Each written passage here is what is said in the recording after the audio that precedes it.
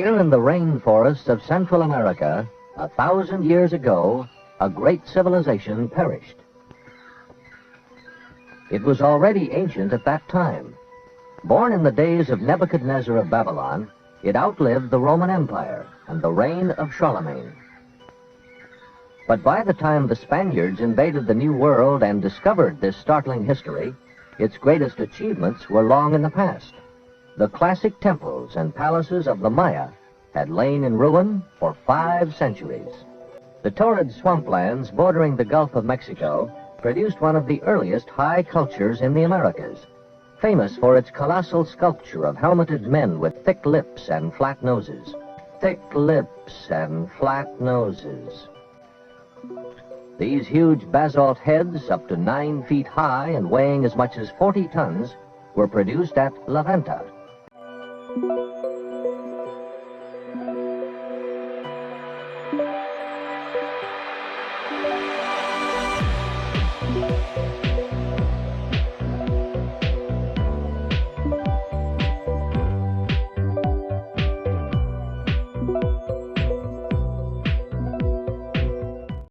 All right, so we're going to get into this book now. It's called An Inquiry into the Origin of the Antiquities of America by John Delafield Jr. This is from 1839, all right? He gets quoted a lot in a lot of the people when they're doing their articles. We're in the introduction of this book. It says, Inquiry into the Origin of the Antiquities of America, right? It says, we see in every direction around us the remains of unknown race of men. Throughout our country are tumuli, they mean like mounds and pyramids, regularly constructed castra, embankments, and fossa. In many of these tumuli, curious articles and relics have been discovered, which have been buried with their possessors. Our object will be in the first place to trace, if possible, the descendants of the people which may have built these remains, for we have no reason to believe the race has become extinct. All right, they're not extinct. They're not extinct, right? You're still here, right? No evidence has at any time been adduced to prove it, nor is it probable. All right, so they, you know how they say these whole tribes be going extinct, these people, this language, that's all just talk. There's no proof of that. The extreme western limit of these vestiges of antiquity is not known. It is believed and conceded that they are found as far north as the buffalo has been known to range. I remember New let us know that, you know, you follow the buffalo, could have been a way to go all the way down to Mexico and Peru and stuff, you know, or whatever, you know, migration patterns, right, based on what, you know, where the buffalo was going.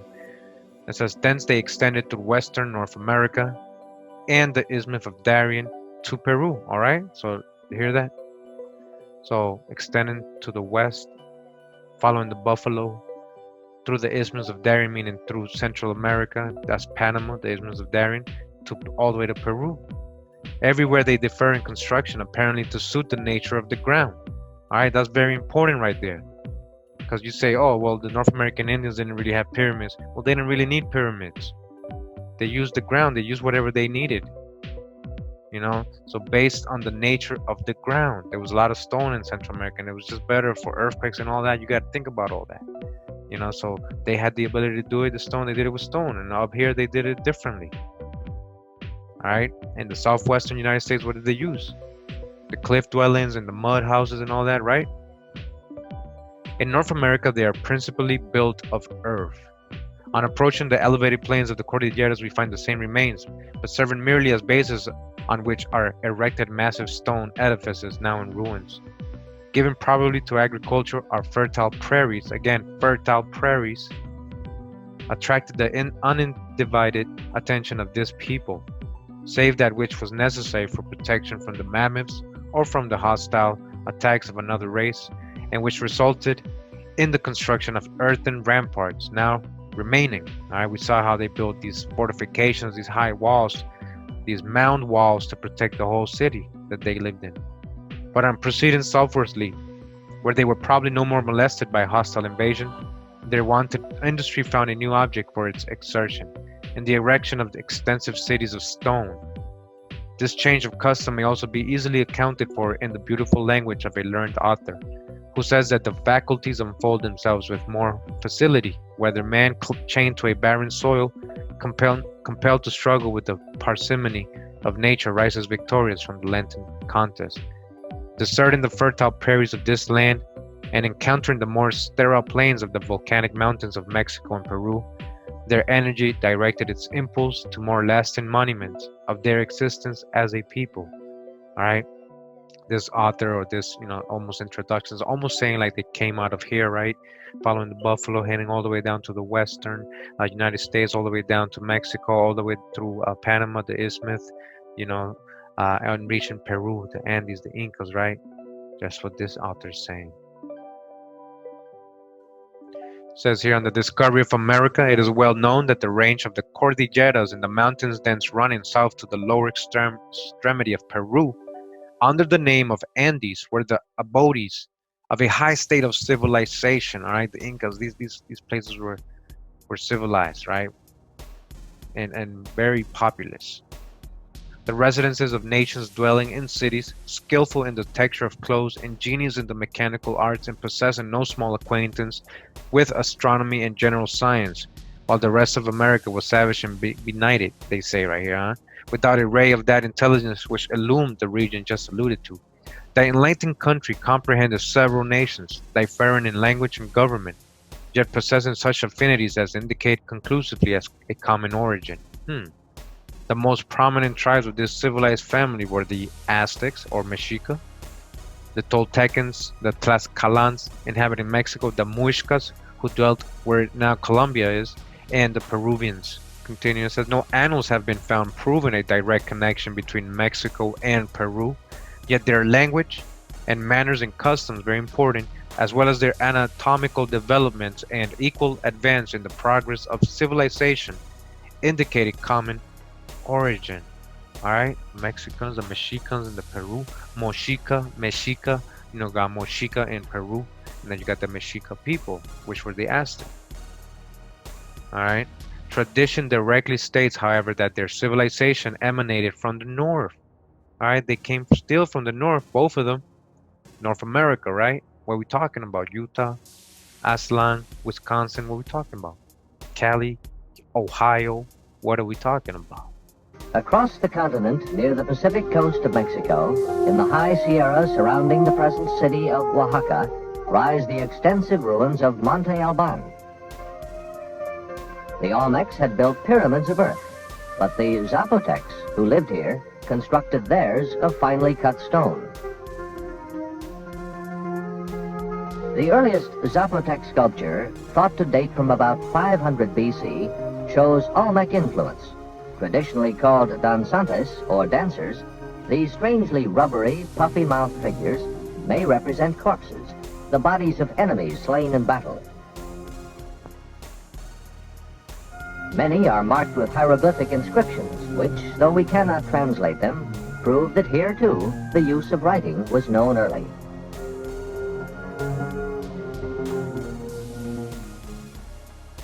Teotihuacan called itself the gathering place of the gods, chief among whom was the feathered serpent, still worshipped at the time of the Spanish conquest as Quetzalcoatl. These cultures were all, at various times, in contact with the Maya, a civilization which surpassed them in many ways as it matured to greatness here in lowland Guatemala over a span of 1,500 years. Near the geographic center of this area, the majestic ruins of Tikal. Here in an apparently unpromising environment, overgrown with tropical jungle, the Maya attained heights never equaled by any other American Indian culture. We continue in the book Queen Moo and the Egyptian Sphinx by Augustus Le Plegeon, again author of the Sacred Mysteries among the Mayas and the Quiches, which we're going to get into as well, and also sketch of the ancient inhabitants of Peru and their civilization, etc., etc. He got many books. We're going to go approximately to about page 88 in this book, and we're going to continue where we left off in the last video part. All right, and he was talking about how he had gotten to when he was exploring these palaces at Uxmal and Chichen. All right, Uxmal and Chichen in the peninsula of Yucatan. He said they're the head of the imperial serpent and the seat of the government of the Maya Empire. that the author has learned the history of Queen Moo and her family. All right, so this is where he learned about her story. He's going to explain it to us, I guess. 50 miles from the city of Merida, the site called Uxmal is one of the greatest of these. We are not certain about its relationship with the other Maya region to the south, but they coexisted over a long period of time. The masonry at Uxmal was never equaled elsewhere. Though we think of mosaics as being composed of many small pebbles, some of these stones are a yard long and weigh several hundred pounds. There are 20,000 of them in this one building alone.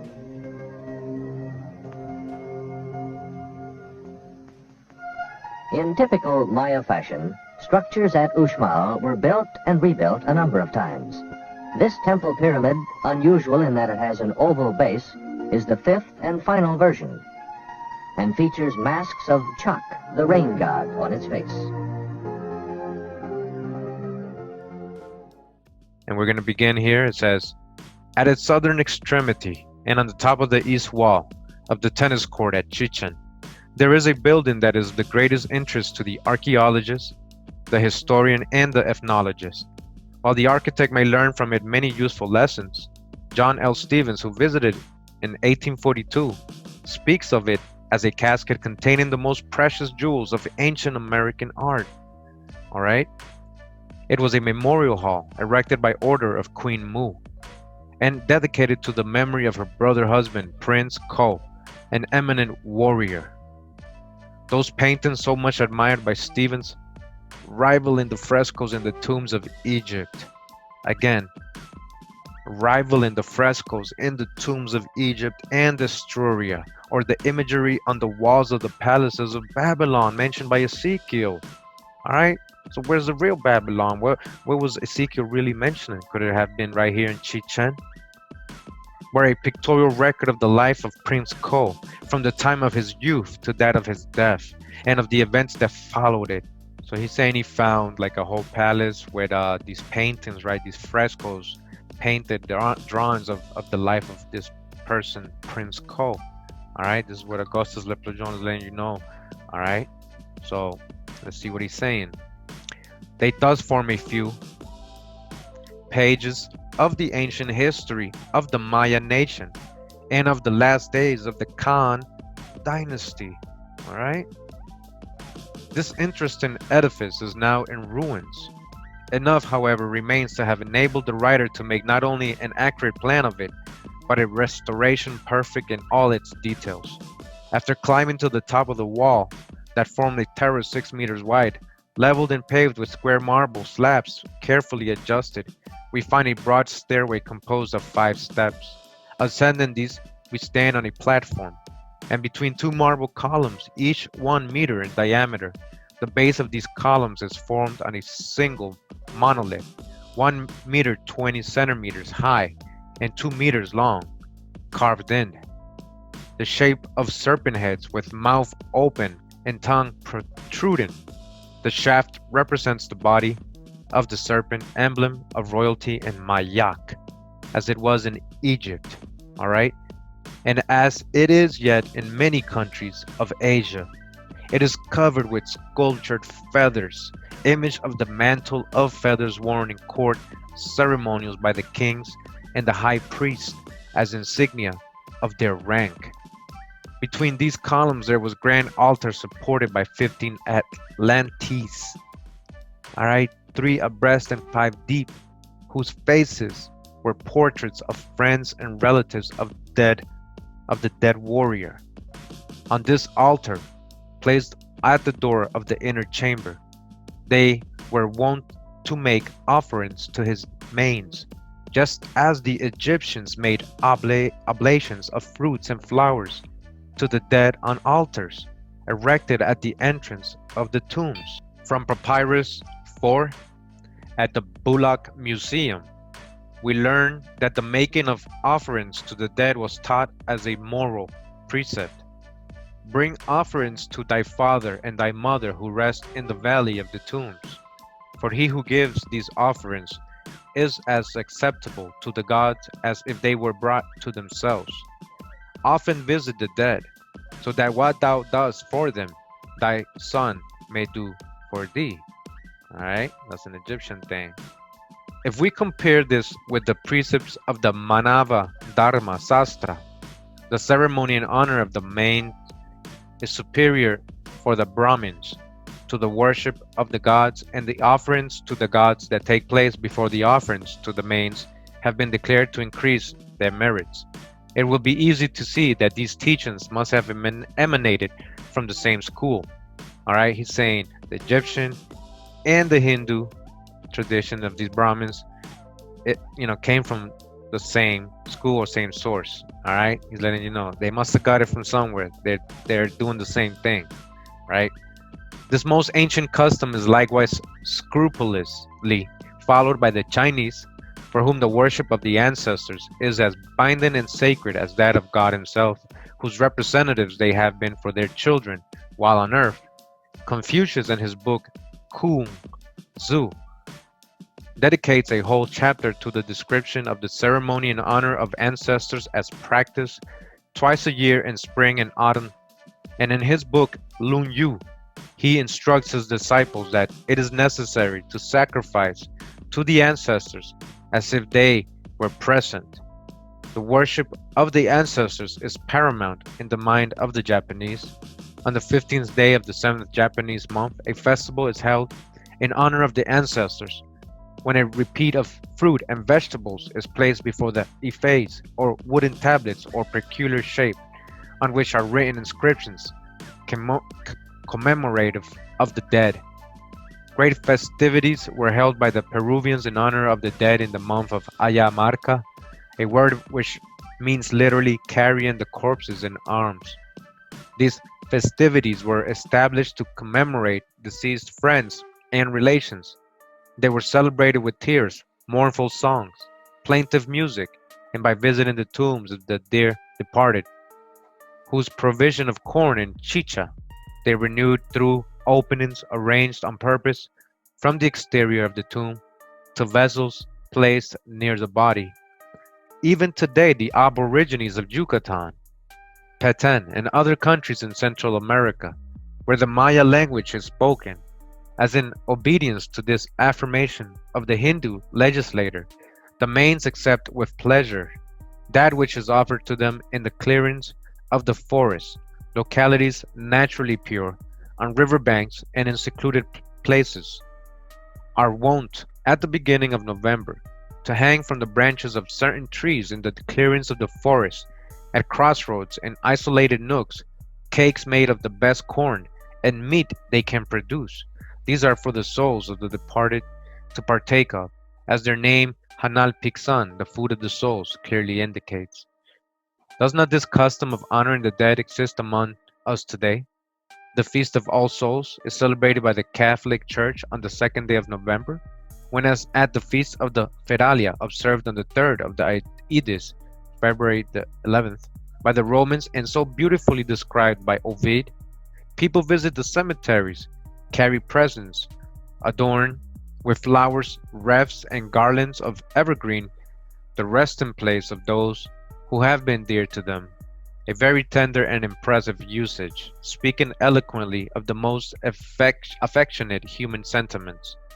Mr. R.G. Halliburton of Boston, Mass., in a very learned and most interesting paper on the Festival of Ancestors, or the Feast of the Dead, so prevalent among all nations of the earth, speaking of the singularity of its being observed everywhere at precisely the same epoch of the year, says, "It is now, as it was formerly, observed at or near the beginning of November by the Peruvians, the Hindus, the Pacific Islanders, the people of the Tonga Islands, the Australians, the ancient Persians, the ancient Egyptians, and the northern nations of Europe, and continued for 3 days among the Japanese, the Hindus, the Australians, the ancient Romans, and the ancient Egyptians.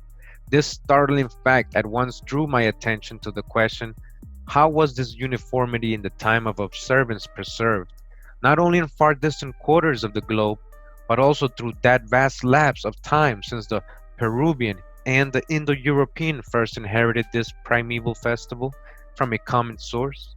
What was the source? All right, what is the source? All right, let's see what like Augustus is going to let us know, or what he thinks is the source of what he has found out, right? It says, when contemplating the altar at the entrance of Prince Ko's funeral chamber, we ask ourselves, are we still in America? Or has some ancient wizard, by magic art, suddenly transported us to the south of the Asiatic peninsula in Cambodia, in the old city of Angkor Thom? All right, we saw a video, right? All right, he's asking this question. There also we find similar altars, figures of serpents, and the bird-headed god. The bird-headed god. We saw bird-headed men in the mounds, right? The Mississippi Valley mounds, Ohio Valley mounds. We saw bird-headed men, and we know we got that in Mesoamerica. So they found that in Cambodia. They're saying, wow, this tomb of Ko in Chichen, right? Chichen Itza, Prince Ko's funeral chamber. It's like they're in Asia. He's saying like Cambodia because it's almost the same. All right. Now I want to go real quick to a video. All right. That's going to correlate to this. All right. So Augustus Le Plegeon was just talking about Cambodia having similarity temples, you know, with feather serpents and all this kind of stuff that you find in the Maya kingdoms in Mesoamerica. All right. And then even in Peru. Right, traditions in Peru, as we just read. So I'm in this YouTube channel. It's called Praveen Mohan. All right, the video right here that we're going to see is called Naga, the reptilian secret of sound and frequency, ancient technology in Cambodia. All right, so what does he have in here? So this is a very interesting channel. You know, follow it a lot, and I like the information. You know, he goes to all these sites over there, so it's very interesting what he'd be finding over there. Right, so we can correlate with the information we got over here. Right. All right, so let's go ahead and again hit like and subscribe, you know. All right, to the channel. Thank you for uploading this for us and the investigation. Hey guys, today we're going to look at something really fascinating in the ancient temple of Preah Vihear in Cambodia.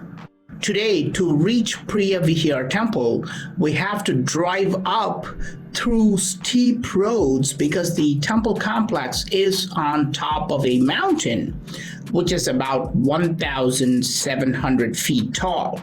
And we are able to reach almost the top, and then we can park the car and explore the temple. But this is not how ancient people visited the temple. Hindus considered climbing mountains a sacred ritual in itself. So to truly experience how ancient people reached the temple, you have to go through an entrance, which is forbidden to visitors now. This is the ancient staircase, and immediately you notice that it is guarded by these two giant Nagas. The Nagas are snake-like reptilian creatures described in sacred Hindu texts. But these Nagas are awe-inspiring. Look at the size of each one. Yo, these Nagas are all inspiring. Now, how you get it, these Nagas? All right. Hey, just wanted to say much love to War Chief Red Lion for passing me this info. All right. Thanks a lot, brother. Compare them with my height. The hooded head of the Naga alone would be at least 15 feet tall. But it's not just the size of the Naga that amazes you. Look at the details. The Nagas are commonly thought of as snakes, but look at these heads. Do snakes have teeth like human beings? Your initial reaction would be thinking that no, snakes do not have rows of teeth. They just have sharp fangs to inject venom. But that's not true. Most of us do not know that snakes do have rows of teeth, but ancient people were much more knowledgeable than us. Look at the heads of the Naga. It does not have one head, but you can count a total of 7 heads. What is the significance of these 7-headed Naga? And why did ancient Cambodians carve such a figure? Cambodians not only believe that this underground reptilian race exists today, they proudly claim that they are the descendants of this race. This is why they still make offerings to Nagas, even today, because they consider them as their ancestors. According to Cambodian legends, a humanoid by the name of Priya Thornk married a Naga princess called Niang Nyak, and the Khmer race, the Cambodian race, was born. You heard that? So a Naga princess is the original mom there. All right. That's how he says the Cambodian race was born. We're talking about the original ancient Cambodians, right? The Aborigines came out of this prince, this Naga princess, I'm sorry. All right. So, he's letting so she was, yeah, it wasn't just a serpent, right? So she got involved with a human, right? So let's keep going. As a result of this hybrid union, perhaps these were created as a result of ancient genetic engineering, or sculptors carved exaggerated features to show the prowess of this figure, just like how we show deities with 10 hands to show their 10 weapons.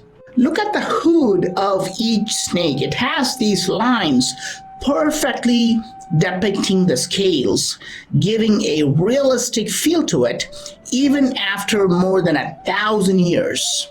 The scales look mesmerizing. But there's a weird detail at the bottom here. It appears as though it has feathers. Do serpents have feathers? In ancient Mayan and Aztec civilizations of Mexico, serpent gods are shown with feathers. This deity is known as Kukulkan or Quetzalcoatl. Furthermore, look at the position of the carving. It's carved on the sides of the staircase. And that's exactly what we see here. In other parts of the region, we can even see these feathered serpents guarding the stairs. Yes, this is in Southeast Asia, just like the Mayan monuments of Mexico. Is this a mere coincidence? But we are not going to compare civilizations today. Let's go.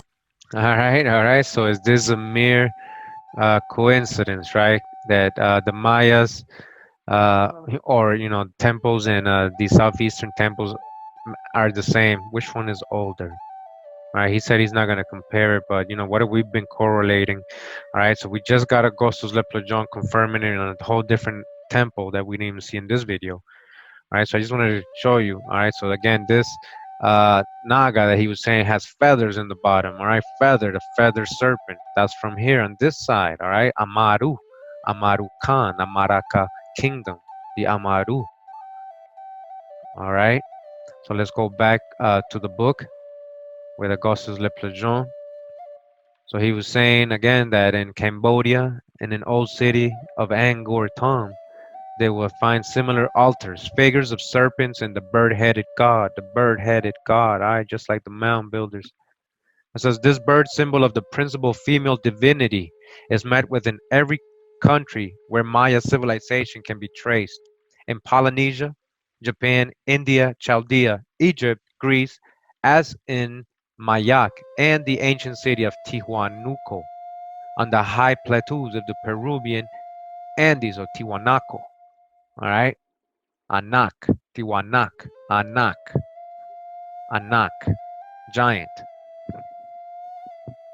In Egypt, the vulture formed the headdress of the goddess Isis. All right, the vulture was the headdress of the goddess Isis or Mau. All right, whose vestments were dyed with a variety of colors, imitating featherwork, all feathers. All right, who are these people? Everywhere, and it is a myth, and it's a myth. See, this is what I'm trying to tell you. When it comes to creation and all that, and how they got their science and all that, it's all myth in Egypt. It's all myth because they're retelling stories of Mayak. All right, so now it says, in Mayak only we may perhaps find the origin of this myth. All right, but in Mayak and over here, we can find the origin of all those myths of Egypt, since it was the totem of Queen Moo, whose name means Macaw, the macaw, the parrot, the red one, and the colorful one or the blue one. We got those here. And she is generally pictured in the sculptures and inscriptions by the figure of that beautiful bird. All right, that's Queen Macaw when you see that, whose plumage is composed of brilliant feathers of various colors.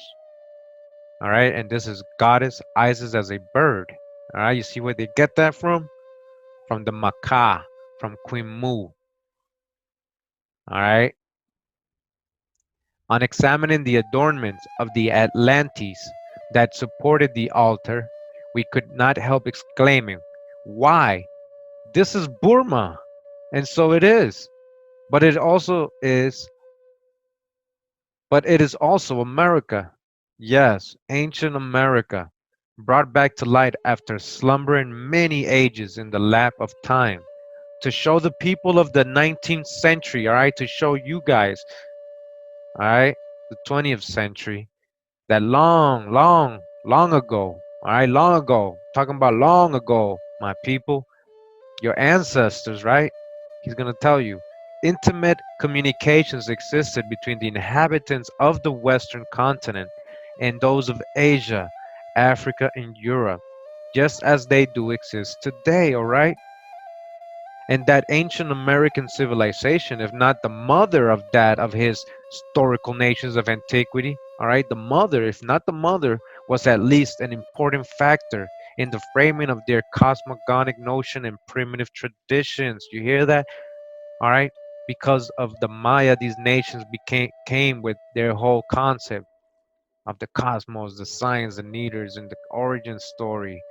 All right, their primitive traditions all were based from this mother, all right, of historical nations.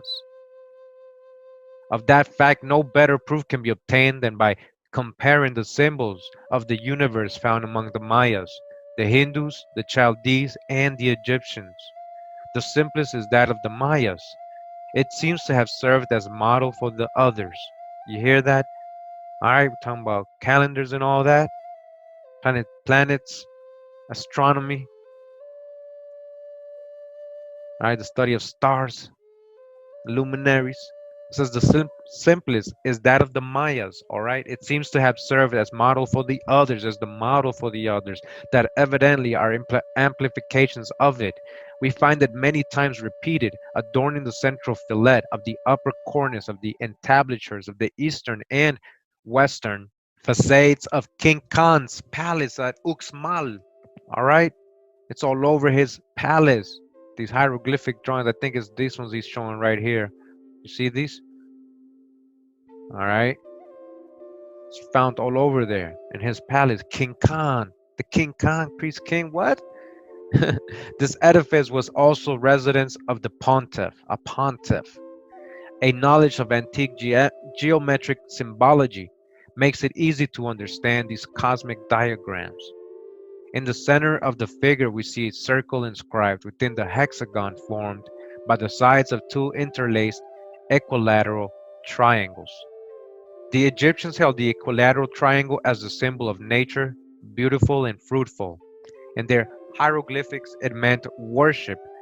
For the Christians, the equilateral triangle, containing the open eye of Shiva, is the symbol of deity. The Hindus and the Chaldees regarded it as emblem of the spirit of the universe.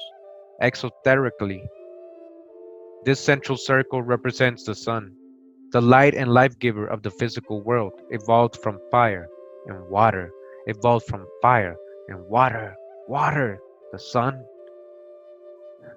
It is well known that among the ancient occultists of all nations, the triangle with the apex upward symbolized fire. All right, listen to this, that with the apex downward, water.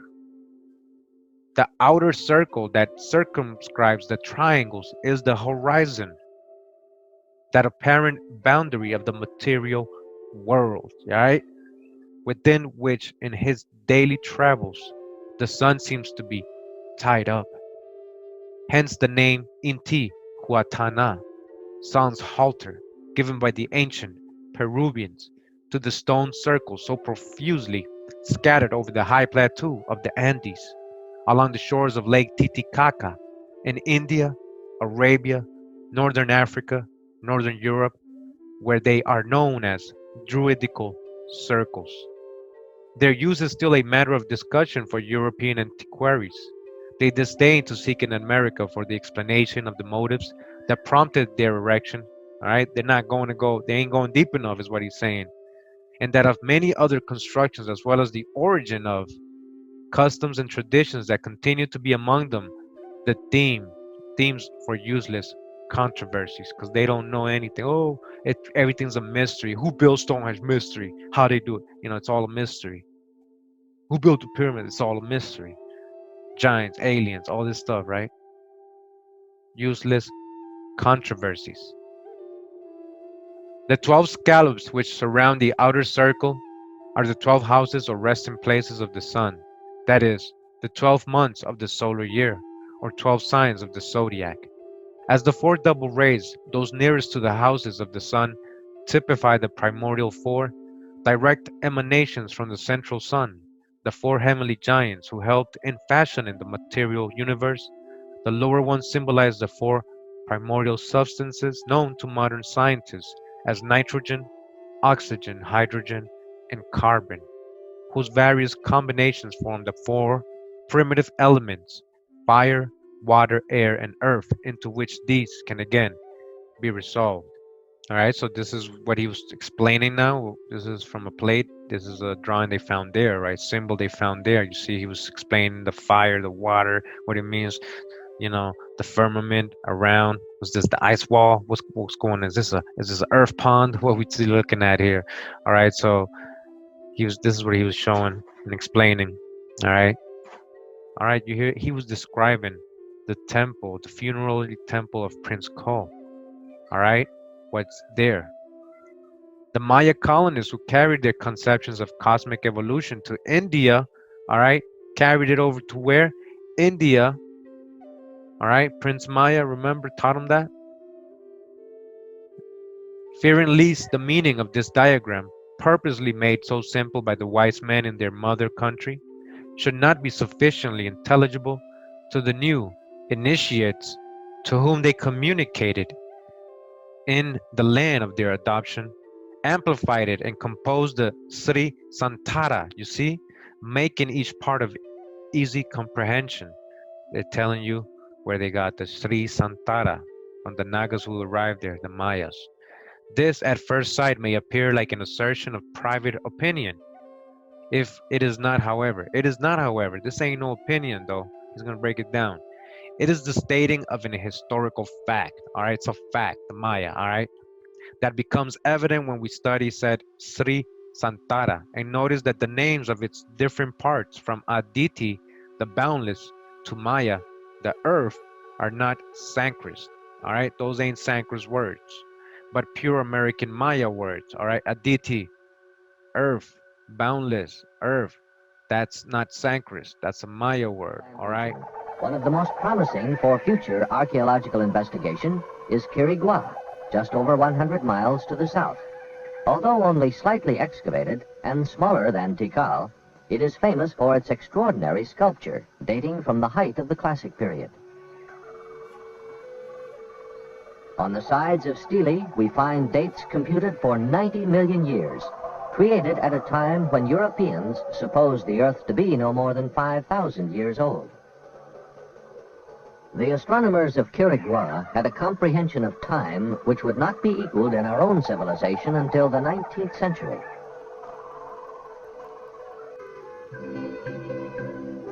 Unlike Tikal, which depended on rainwater, Copan was supplied by this river, which has since washed away many of its ruins. Another riverine site, marking the extreme opposite western boundary of the classic lowland area, is Palenque, 300 miles from Copan in Mexico. Such classic Maya centers were probably not cities as we use the term today, Their relatively modest resident population was enormously swelled on festival and market days when the Maya gathered here from their scattered farms to worship and trade. Palenque was their cathedral, their fairground, sports arena, and marketplace. Vivid ceremonies marked the dedication of a new temple or the funeral of an important person, such as the ruler whose tomb was constructed deep within this pyramid. As at Tikal, temples at Palenque were surmounted by elaborate crests called roof combs to make them even more impressive in the eyes of worshippers. Beneath the palace was built an aqueduct to hide the river Otolum, which otherwise would divide this site in two. All right, it says here the Nagas we have seen were highly civilized people. All right, the Nagas were very civilized, building all these temples over there and teaching science and everything, right? Whose rulers held sway over the whole of Hindustan, When the Aryans established their first colonies on the banks of the Saraswati, later on we shall see that these Nagas were originally Maya adepts. All right, later we're going to break this down. We're going to read this whole book. All right. But these were Maya adepts, these Nagas, who in remote ages migrated from Mayak to Burma, whence they spread their doctrines among the civilized nations of Asia and Africa. Did they spread their doctrines? Hey, maybe. So again, I'm not promoting the whole idol thing, building idols and all that, or worshiping serpents or anything like that. If that's where you're going, nope. But what I'm saying is these are the Maya adepts. That's the main thing I want you to understand. That these were Maya adepts. All these references, attacks, Nagas, all this stuff. Whatever they were doing, spreading their doctrines, to the civilized nations, were they supposed to? Should they have?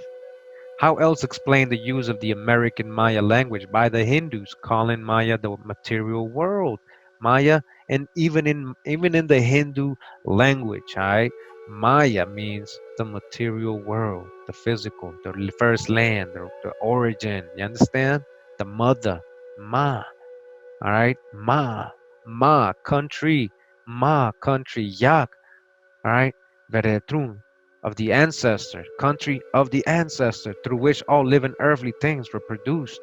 All right, that's what it means. Yak, of the ancestor through which all living earthly things were produced. Yak, the country where all living earthly things were produced. All right, that's what Yak is. We know almost nothing about Maya government and little about the daily experience of Maya life. We would know even less were it not for the discovery of this unimposing-looking building, which in 1946 was publicized to the world by a filmmaker named Giles G. Healy. For here is the fabled Bonampak, a name which means in Maya, painted walls. The building contains 3 rooms, each of which is covered, walls and ceiling, with a virtual encyclopedia of scenes at a Maya court. These murals have enabled scholars to reconstruct much more completely the details of ritual, costume, social custom, and life as it was lived in such centers as Tikal, Copan, and Palenque during the 4th to 9th centuries AD. The pigments have been amazingly preserved by mineral deposits on the plaster, enabling us to make accurate renderings. To see, for example, that though the Maya were not a notably warlike people, they did carry out military raids and took prisoners, perhaps for religious sacrifice.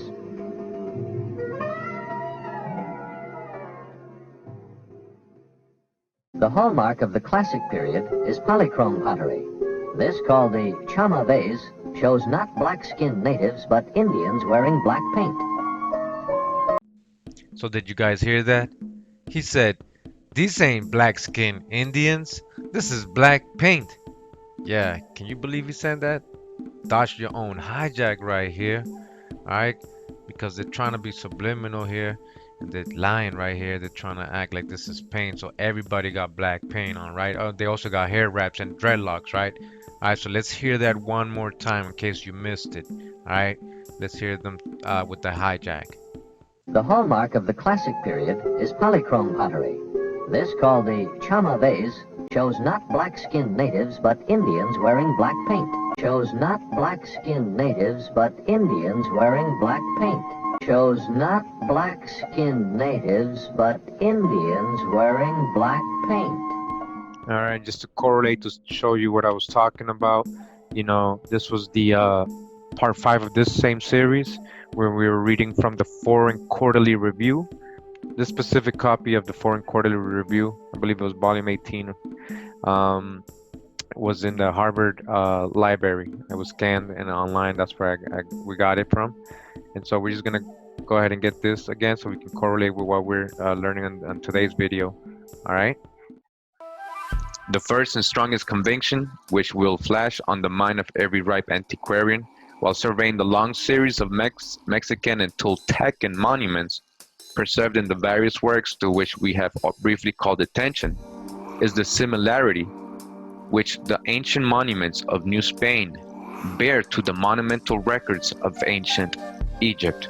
Again, so their main purpose to writing this article, to doing this work, all right, is to show you, right, to show the antiquarian or somebody who likes history, who actually researches these things, is to call to the attention the similarity which these ancient monuments of New Spain, right, Mexico, bear to the monumental records of ancient Egypt. All right, similarity. Where is the true old world? While surveying them, the glance falls with familiar recognition on similar graduated pyramids, on similar marks of the same primeval Ophite worship, on vestiges of the same triune and solar deity, on planispheres and temples which, though characterized by some distinctions entirely American, are not less worthy of the notice of the Egyptian antiquarian.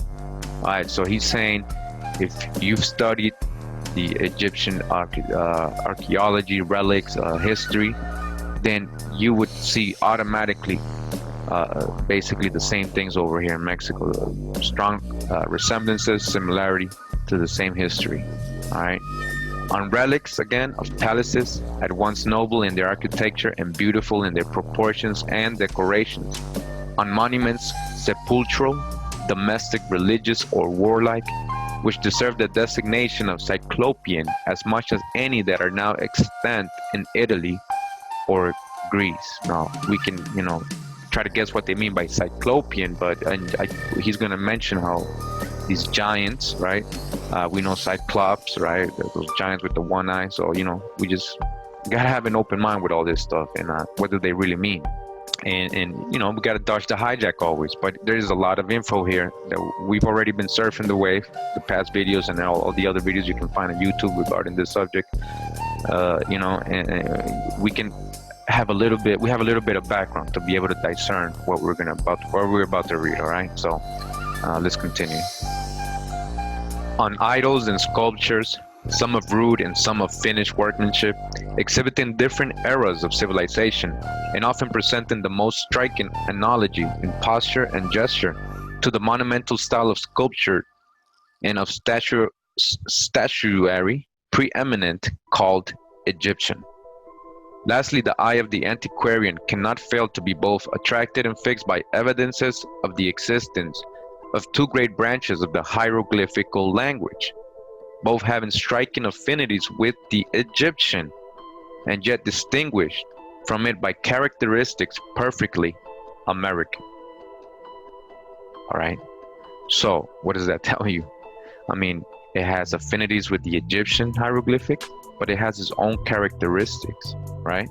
Does the Egyptian hieroglyphs over there in Egypt have any kind of American affinity? Continuing, one is the picture writing peculiar to the Mexicans, in which displays several striking traits of assimilation to the anaglyphs in the historical tablets of the Egyptian temples.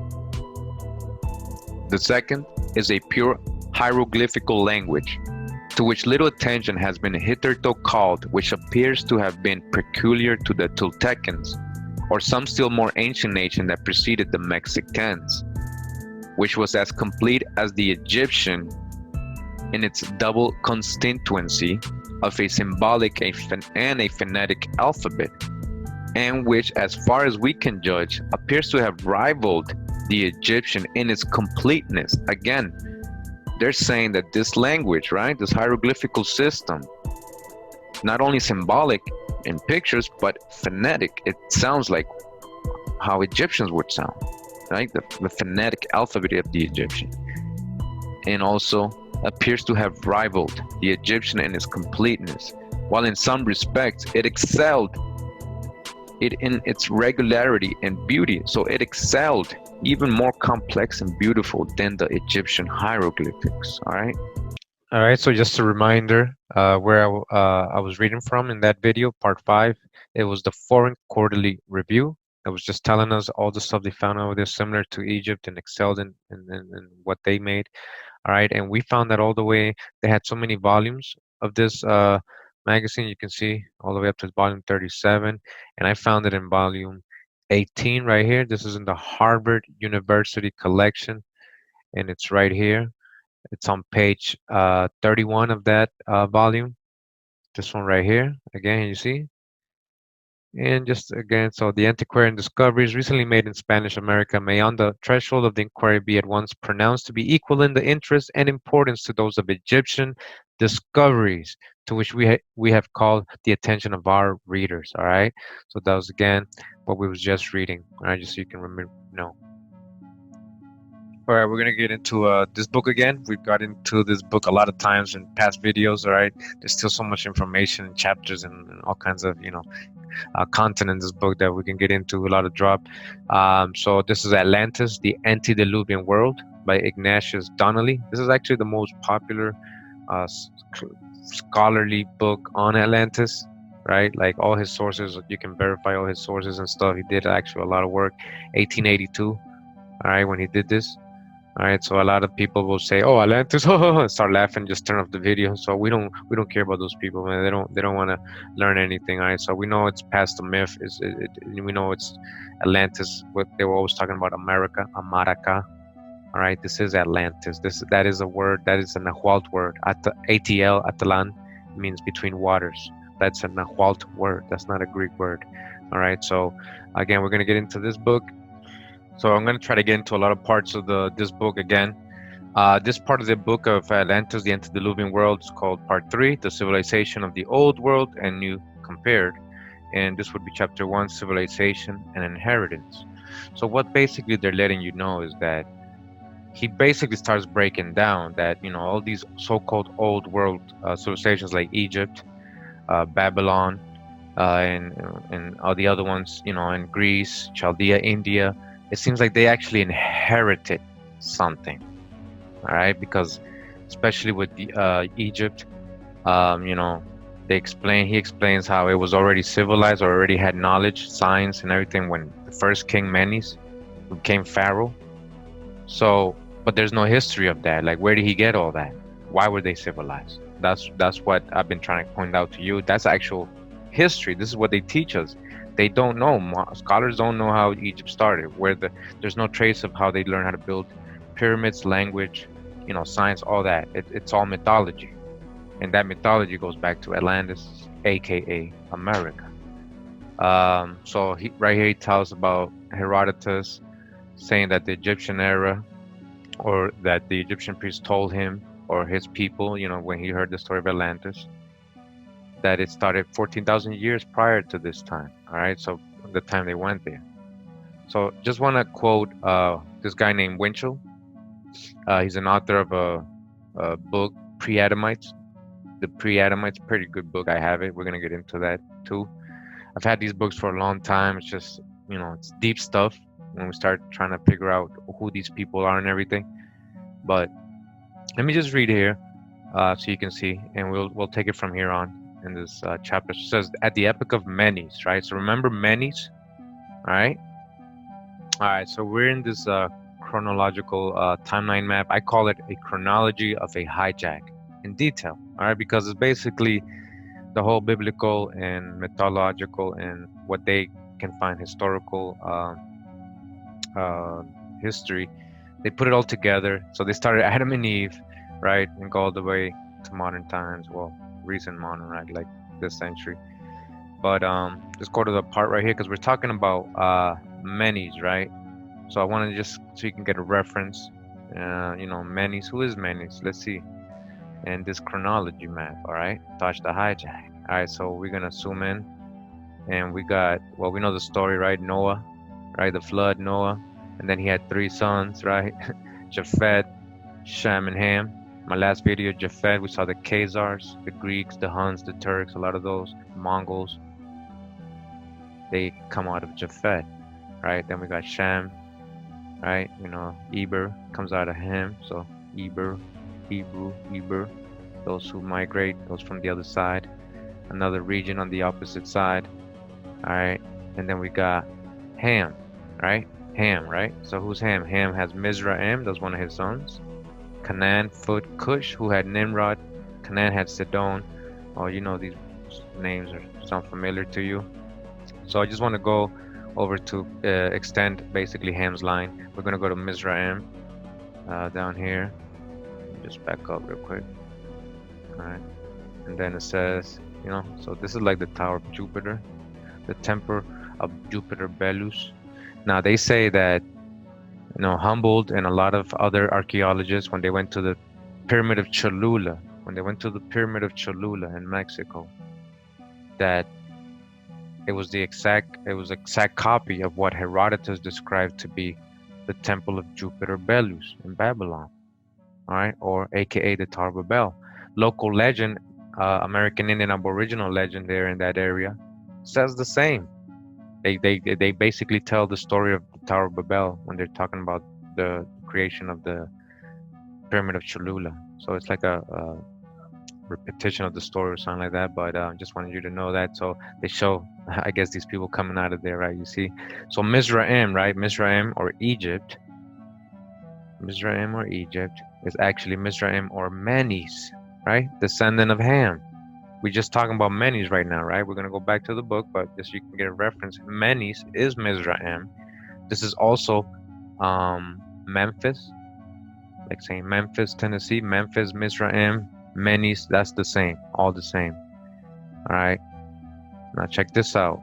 Now, we know that in the other books, and we're going to read, and we have read, that Osiris, other people see that Menes is AKA Osiris. That Menes is Osiris, right? And look at is this his son or his next one in line? It says Busiris. You see that? Busiris. All right, what's going on here? All right, so we're gonna keep reading. Just wanted to show you, get a reference. I mean, you can see Nimrod from Ham also. He Babylon and Chaldea, and then the descendants of Canaan, right? Another son of Ham, Phoenicia and Canaan, right? Phoenicians, all right? Who's the ancient Canaanites and Moabites? All right, somebody already told us, right? And then I just wanted you to get a reference. We're gonna go back to the book now. All right, so we're back in the book again. Atlantis, the Antediluvian World by Ignatius Donnelly. Now again, in Winchell, he has another book. That's another author. It's called Pre-Adamites, from page 120, right? It says, at the epoch of Menes, during the time of Menes, Mizraim, right, son of Ham, Mizraim. Says Winchell, the Egyptians were already civilized and numerous people. They were already civilized. All right? They were already civilized. Well, I mean, it makes sense, right? If Menes is descendant of Mizraim, or, well, I mean, Ham, you know, they brought knowledge, you know, architecture and antediluvian megalithic stone, you know, they brought all that knowledge. They passed it down to their descendants most likely. So Menes did come from America or Atlantis with that knowledge, right? Already civilized and numerous people. Manetto tells us that Athotis, the son of this first king, Menes, built the palace at Memphis. All right. Now you see this. What Memphis are we talking about now? Athotis. Wait. So Manetto tells us that Athotis is the son of the first king Menes. So a Thoth, right? Thoth, a taught this, a taught, right?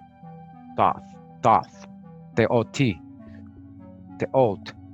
Manetto tells us that Athotis, the son of the first king Menes, he's a son of Menes, right? A Thoth, built a palace at Memphis.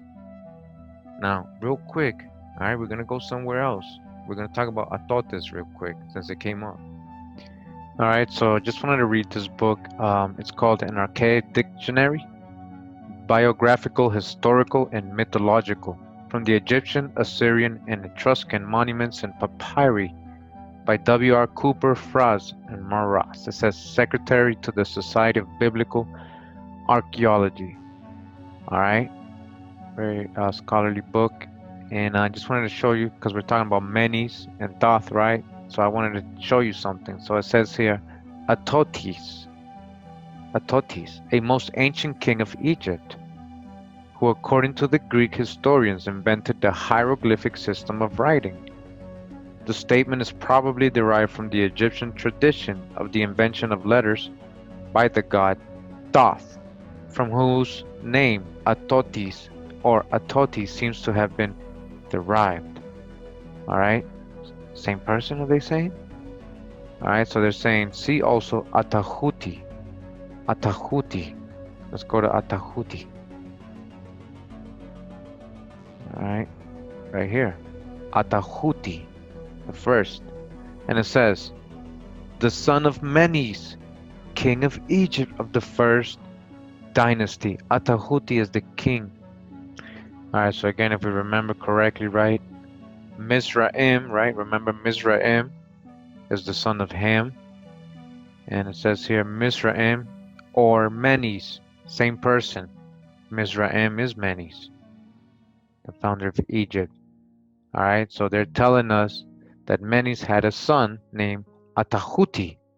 Atahuti is the same as saying Atlantis or Thoth. They're saying Atat. Remember, Thoth was from Atlantis. Where was this ancient Egypt? This was in Tamari, America. All right.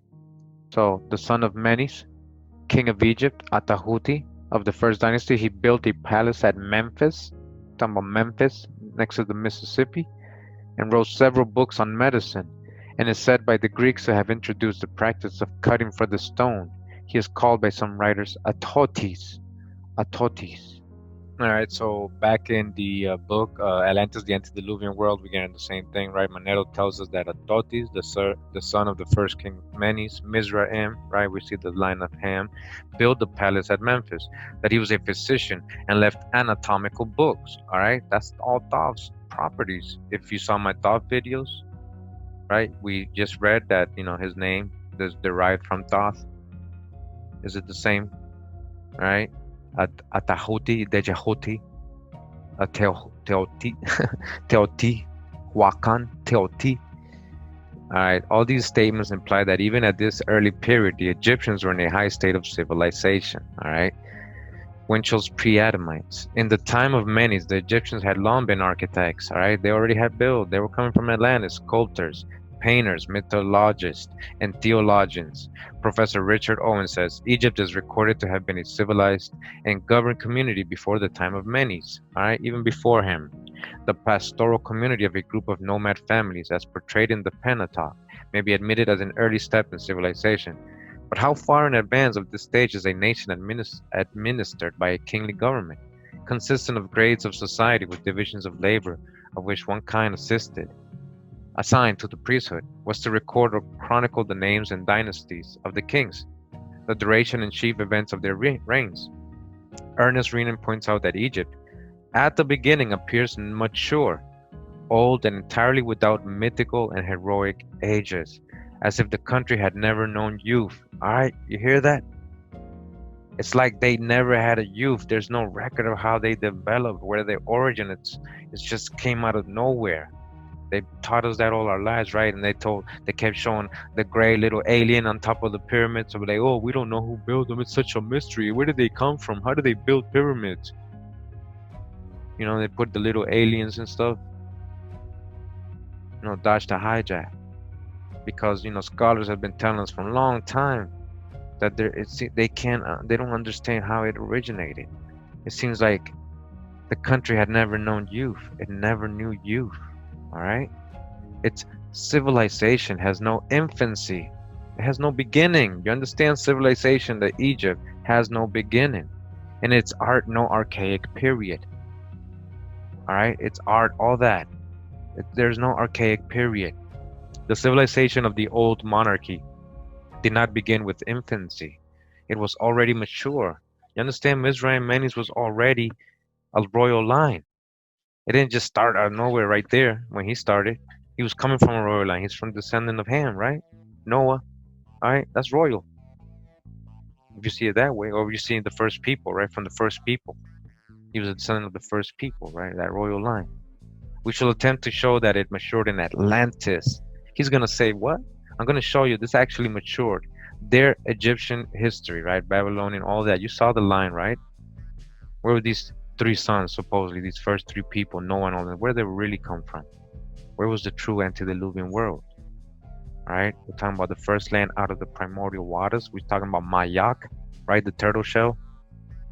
We're talking about Louis Agassiz telling us, the most renowned geologist, that the first land out of the primordial waters was America, pardon the Canadian mountains. So again, we shall attempt to show that it matured in Atlantis, aka America, right? Remember the Masonic book we read?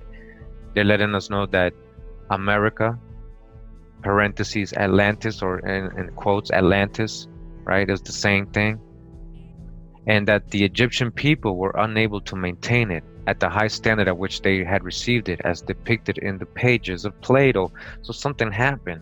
They weren't able to maintain this high technology. What did they do in Atlantis, this part that sank? What happened? Who was there doing what they weren't supposed to? Working their magic science, as Thoth told us, right? All right, because even Thoth himself, right, told us that he is from Atlantis. He is not from Egypt. He's a Westerner. If you read the Book of the Dead, we've got this in my past videos, right? He said he came from a land where it was a town or a city in a lake, right? And that it was engulfed by fire and flames, like a volcanic eruption. There ain't no volcanoes in Egypt. All right. So, you can see the Emerald Tablet here. You can see it's Paleo-Hebrew, what they would call Paleo-Phoenician Hebrew, right? Mother tongue. This is Picto. This is all. We're going to break this down, and hopefully in the next videos. All right, but Atlantis, remember the son of Menes, Atlantis, the right from Thoth, who's an Atlantean. All right, we're going to go back to the book again. This is a whole different book, right? That's telling us that he's going to attempt to show that in mature in Atlantis, talking about the Egyptian civilization. All right, Menes and all these people. All right, what king of Assyria or Greece or Rome or even of these modern nations has ever devoted himself to the study of medicine, in the writing of medical books for the benefit of mankind? All right, what king? Who? Their mission has been to kill, not to heal the people. Yet here at the very dawn of Mediterranean history, we find the son of the first king of Egypt recorded as a physician and as having left anatomical books. All right, you hear me saying Thoth, right? Atlantis, right? He was a physician, Atlantis, right? Atlantis. I hold it to be incontestable that in some region of the earth, primitive mankind must have existed during vast spaces of time and under most favorable circumstances to create, invent, and discover those arts and things which constitute civilization. When we have it before our eyes that for 6,000 years mankind in Europe, Asia, and Africa, even when led by great nations and illuminated by marvelous minds, did not advance 1 inch beyond the arts of Egypt, they never really advanced. It was all copies. We may conceive what lapses, what eons of time it must have required to bring savage man to that condition of refinement and civilization possessed by Egypt, when it first comes within the pure view of history.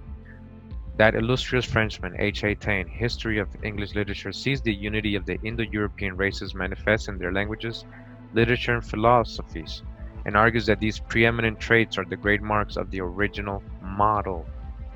Continue in the book Atlantis, the Antediluvian World by Ignatius Donnelly. And this is chapter 2, the identity of the civilizations of the old world and the new.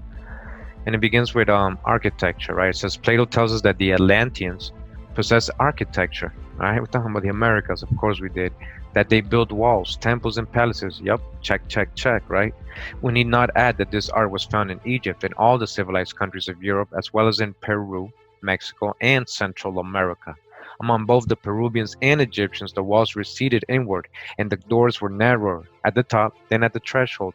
just like the Egyptians, all right? The obelisk of Egypt, covered with hieroglyphics, are paralleled by the round columns of Central America, and both are supposed to have originated in phallus worship. The usual symbol of the phallus was an erect stone, often in its rough state, sometimes sculptured. Squire, serpent symbol, page 49, and Bankrupt's Native Races, volume 3, page 504. The worship of Priapus was found in Asia, Egypt, along the European shore of the Mediterranean, and in the forests of Central America. All right, what they finding? The mounds of Europe and Asia were made in the same way and for the same purpose as those of America. The mounds. Herodotus describes the burial of a Scythian king. He says, after this, they set to work to raise a vast mound above the grave of all of them, vying with each other and seeking to make it as tall as possible.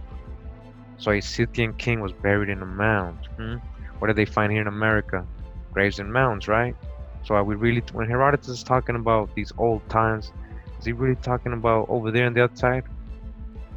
You know, for me, it's starting to appear that he's been talking about, these Greeks, so-called Greeks, have been talking about here, the ancient land, right here, America.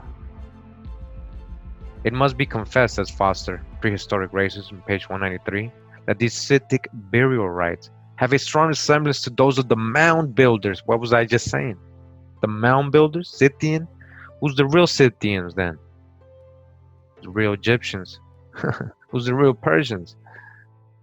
How Homer describes the creation of a great symmetrical mound over Achilles. All right, symmetrical mound over Achilles, also one over Hector. Alexander the Great raised a great mound over his friend Hephaestion at a cost of more than $1 million. And Semiramis raised a similar mound over her husband. All right, mounds, mounds, mounds, mounds. What are we talking about here? The pyramids of Egypt, Assyria, and Phoenicia had their duplicates in Mexico and Central America. All right, so they're saying that we're the duplicates, right? But we're older. So who's really the duplicate? All right. The grave cysts made of stone of the American mounds are exactly like the stone chests or kits va'en for the dead. All right. Found in the British mounds. All right. Foster's Prehistoric Races, page 109. Tumuli have been found in Yorkshire enclosed in wooden coffins, precisely as in the mounds of the Mississippi Valley. All right, tumuli could be a mound or a pyramid. The articles associated with the dead are the same in both continents: arms, trinkets, foods, clothes, and funeral urns. In both the Mississippi Valley and among the Chaldeans, vases were constructed around the bones, the neck of the vase being too small to permit the extraction of the skull. All right. So Chaldeans, remember in the chronological timeline, they are descendants of Nimrod, or from Nimrod, right? Who is descendant of Ham too, from Cush. The use of cement was known alike to the European and American nations. Cement, the use of the arch, was known on both sides of the Atlantic. The manufacture of bricks was known in both the Old and New Worlds, so-called New World, right? The style of ornamentation and architecture was much the same on both hemispheres, as shown in the preceding designs, pages 137 and 139. Metallurgy, right? The art of working metal, the science of working metal. The Atlanteans mined ores and worked in metals. They used copper, tin, bronze, gold, silver, and probably iron. All right, probably yes, we have all that here. The American nations possessed all these metals. I just said that. Of course they did. The American nations possessed all these metals. The age of bronze or of copper combined with tin was preceded in America and nowhere else by a simpler age of copper, and therefore the working of metals probably originated in America. All right, probably no. We got the encyclopedia. Right? Contributions to the world. So-called Native American contributions to the world, Aboriginal contributions to the world. Of course, that started here. Do you guys know about the Michigan mines, the copper mines and the bronze mines and all that? You know, They found it there. It's there. Where did they really get their metal? These Romans and Greeks, right? The Mexicans manufactured bronze, and the Incas mined iron near Lake Titicaca. And the civilization of this latter region, as we will show, probably dated back to Atlantean times. The Peruvian called gold the tears of the sun. It was sacred to the sun as silver was to the moon. It's sculpture. The Atlanteans possessed this art. So did the American and Mediterranean nations. Dr. Arthur Schultz, Smith, Republican, 1869, page 391, in the describing of the cara gigantesca, or gigantic face of a monument of Yizamal in Yucatan, says, behind and on both sides from under the mitre, a short veil falls upon the shoulders, so as to protect the back of the head and the neck. This particular appendage vividly calls to mind the same feature in the symbolic adornments of the Egyptian and Hindu priests. All right, now we got another person letting us know, not just Augustus Le Plegeon, and not just Del Rio, Antonio Del Rio letting us know. It's not just them that they're telling us that these things are, these sculptures, these statues they're finding with mitres on and all that, and the aprons and all that, and the adornments they have on are resembling Egyptian and Hindu priests. Who's the Nagas? The Hindu. We're talking about who's the Nagas? Who's the real Tamericans? Tamarians. And even those of the Hebrew hierarchy, even the Hebrew, they look and dress like the Hebrews. Where they find them? In the Yucatan. All right. Dr. Arthur Schultz. These are all primary sources, actually. You can verify all this. Dr. Schultz sees in the orbicular wheel-like plates of this statue the wheel symbol of Kronos, just like the wheel symbol of Kronos and Saturn. And in turn, it may be supposed that the wheel of Kronos was simply the cross of Atlantis. They hijacked it. You see what he's saying? They hijacked it, made it the wheel of Kronos, the cross of Atlantis. What does this mean? Surrounded by its encircling ring. It says painting. This art was known on both sides of the Atlantic. The paintings upon the walls of some of the temples of Central America reveal a state of the art as high as that of Egypt. As high as that of Egypt. This is Egypt. What are you talking about? Engraven. Plato tells us that the Atlanteans engraved upon pillars. The American nations also had this art in common with Egypt, Phoenicia, and Assyria. All right, agriculture. Don't get on agriculture now, because we already know about corn, right? We already know who invented agriculture. We got the encyclopedia to prove it, the resources, the science, maize, squash, 8000 BC, fossilized. You see, we got all that. So agriculture, the people of Atlantis were preeminently an agricultural people. So were the civilized nations of America and the Egyptians. We're just talking about the same thing here, you see? That's the hijack. In Egypt, the king put his hand to the plow at an annual festival, thus dignifying and consecrating the occupation of husbandry. In Peru, precisely the same custom prevailed. In both, the plow was known in Egypt. It was drawn by oxen, and in Peru by men. It was drawn by men in the north of Europe down to a comparatively recent period. All right. Public works. Public works. Now, the American nations built public works as great as or greater than any known in Europe. Greater than. We already know when the Spaniards got here what they were saying when they arrived in all the cities over here. They couldn't believe it, how clean it was, how all the public works, were the water was being carried from, far away. Nothing was dirty. All right. There was public pools, everything. And it was greater than any known in Europe. All right. The Peruvians had public roads. All right. We know about the Inca roads, right? They go miles and miles and miles through like hard, crazy terrain. You can go from Machu Picchu to Cusco through these roads. These roads are still being used today. It says 1,500 to 2,000 miles long. made so thoroughly as to elicit the astonishment of the Spaniards. It was like, what? How did they do this?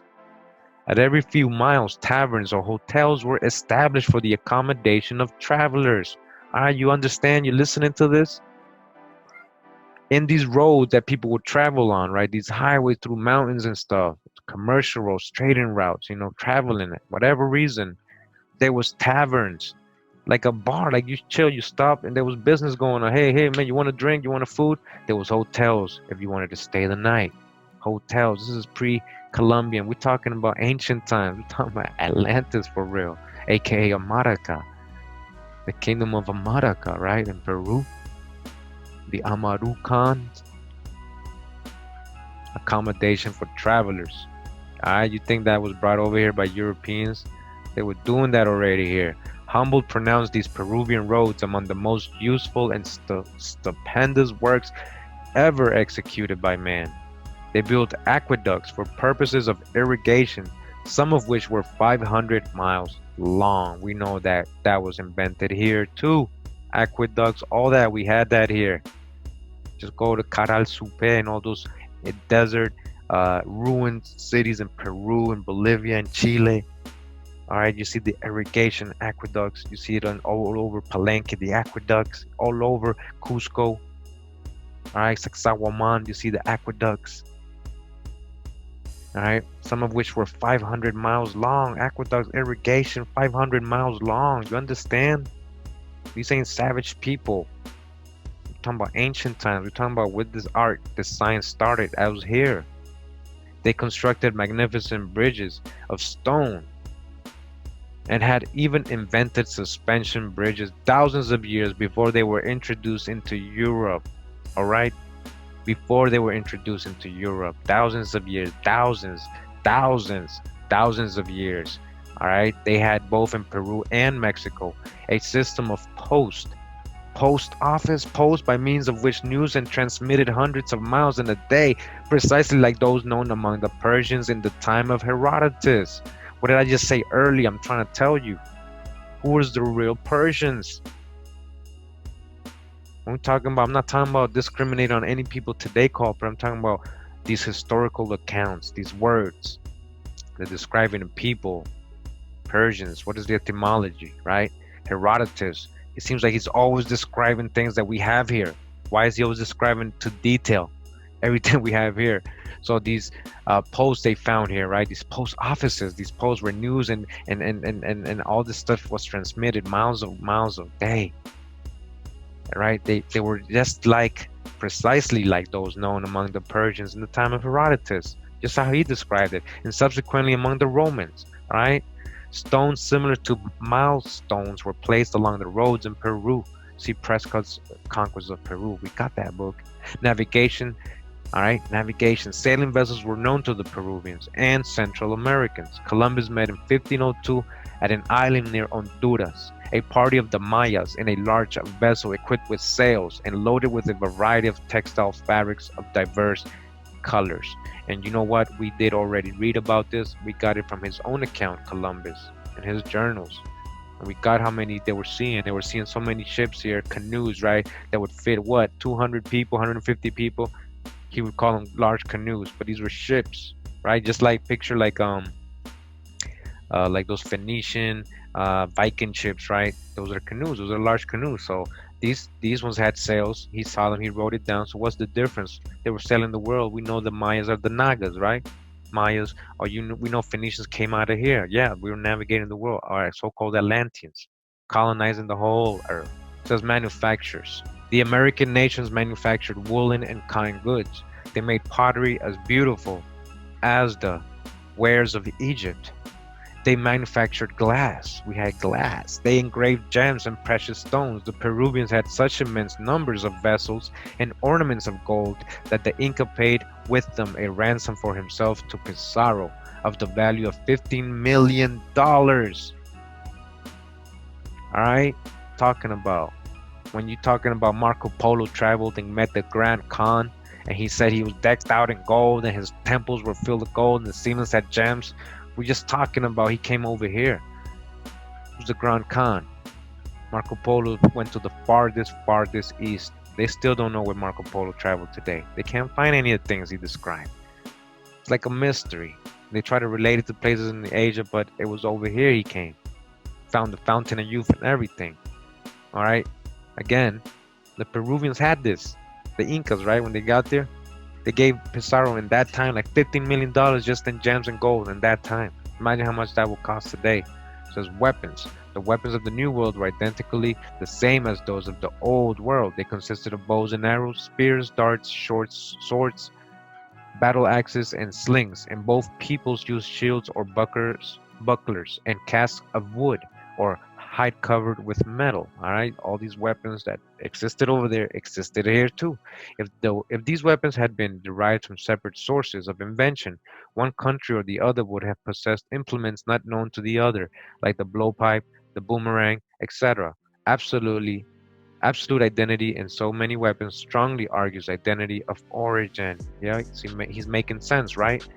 So how could these be a whole new world and we had everything they had in the old world? Wouldn't we have our weapons a little bit different? Just like he's saying, so in Australia they got the boomerang, right? Who else makes that? Because that was so isolated and it stayed there, right?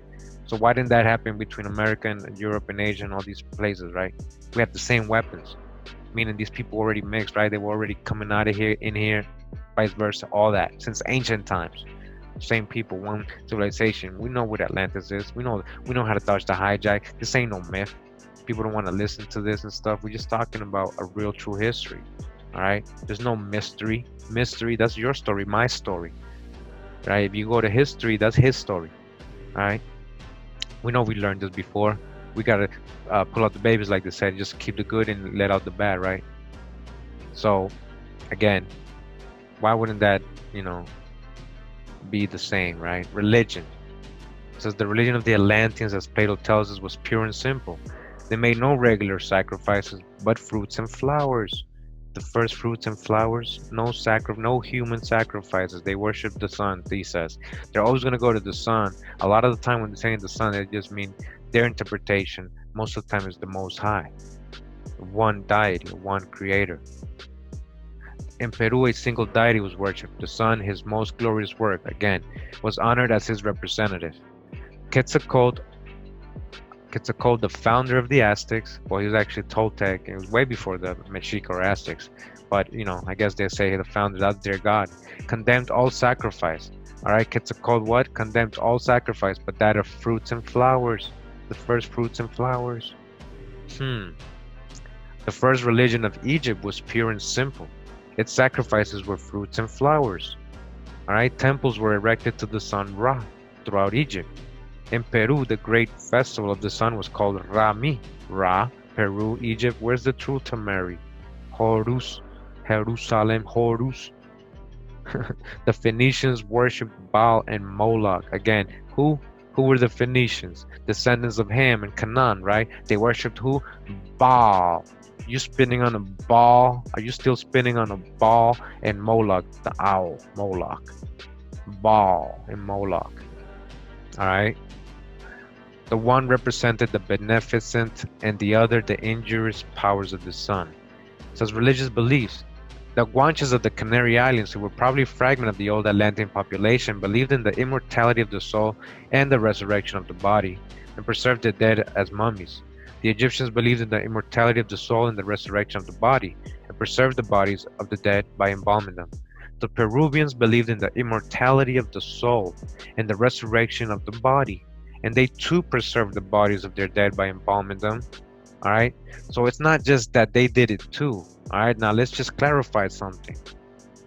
We have the oldest mummies in the world.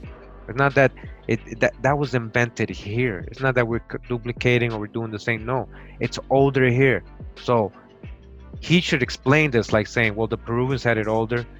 All right, we can prove that the Peruvians had it older, so they're first and they passed it to these other places because they don't have no history. When you go to Egypt, they don't tell you how they learned how to do that. You understand? They do it in Peru. And we're talking about the Chinchorro mummies, right? Up to 9 to 10,000 years old. Chinchorro mummies in Chile and Peru. Look them up. It says a few mummies in remarkable preservation have been found among the Chinooks and Flatheads. Schoolcraft, Volume 5, page 693. The embalming of the body was also practiced in Central America and among the Aztecs. The Aztecs, like the Egyptians, mummified their dead by taking out the bowels and replacing them with aromatic substances. Alright, same thing. Dormant origin of prime. Alright, page 173. So it says the bodies of the kings of the Virginia Indians were preserved by embalming. Alright? The Virginia Indians were doing the same. Did you know that? Beverly, page 47. Here are different races separated by immense distances, land and ocean, uniting in the same beliefs and in the same practical and logical application of those beliefs. She's letting you know, how could they have the same practices and beliefs? Where did this originate? The use of confession and penance was known in the religious ceremonies of some of the American nations. Baptism was a religious ceremony with them. Alright, baptism. Alright, you see all this? Baptism and the bodies of the dead were sprinkled with water. Vestal virgins were found in organized communities on both sides of the Atlantic. They were in each case pledged to celibacy and devoted to death if they violated their vows. In both hemispheres, the recreant were destroyed by being buried alive. The Peruvians, Mexicans, Central Americans, Egyptians, Phoenicians, and Hebrews each had a powerful hereditary priesthood. The Phoenicians believed in an evil spirit called Cebu. The Peruvians had the devil called Kupai. The Peruvians burned incense in their temples. The Peruvians, when they sacrificed animals, examined their entrails and from these prognosticated the future. I need not add that all these nations preserved traditions of the deluge, and all of them possess systems of writing. Alright, the flood, we got that already. And they all had systems of writing. Alright, it didn't start over there. Alright, so this chapter keeps going and going. Oh man, you guys got, I mean, all the analogies, all the correlation and similarities he goes by. So we're going to get into it more in future videos, or maybe even in this one later. Just want to go to another part of information, alright, in this book.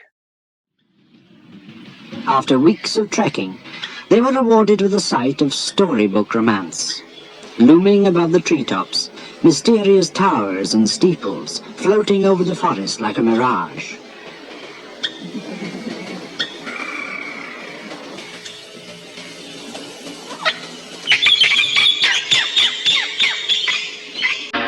The Maya, in common with all the peoples of Central America, played a curious and desperately hazardous kind of ball game. At Chichen Itza, the ball court was enormous, like a football stadium. The players, heavily padded for protection, used a solid rubber ball which they could only strike with hip or thigh. The object was to shoot the ball through a stone ring set high in the sidewall, and for the loser, the result could be fatal.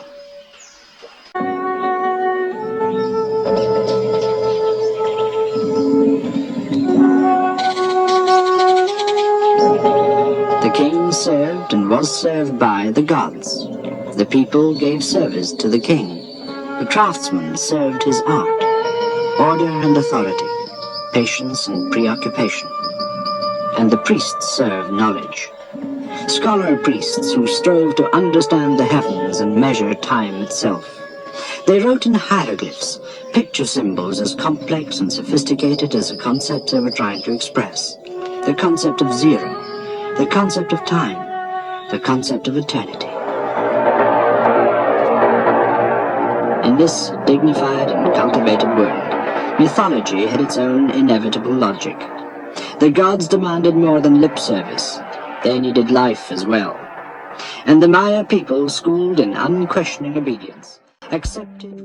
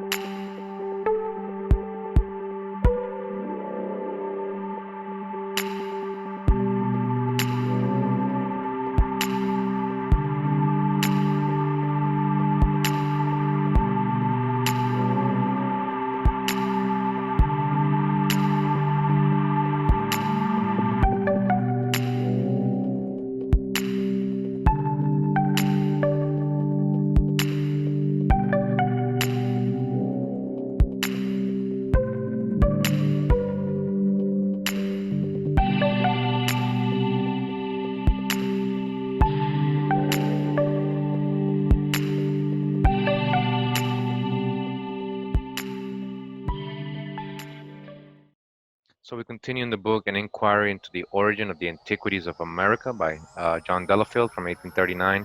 In this part of the book, he shows some correlation with the mythology in America and the old world cultures.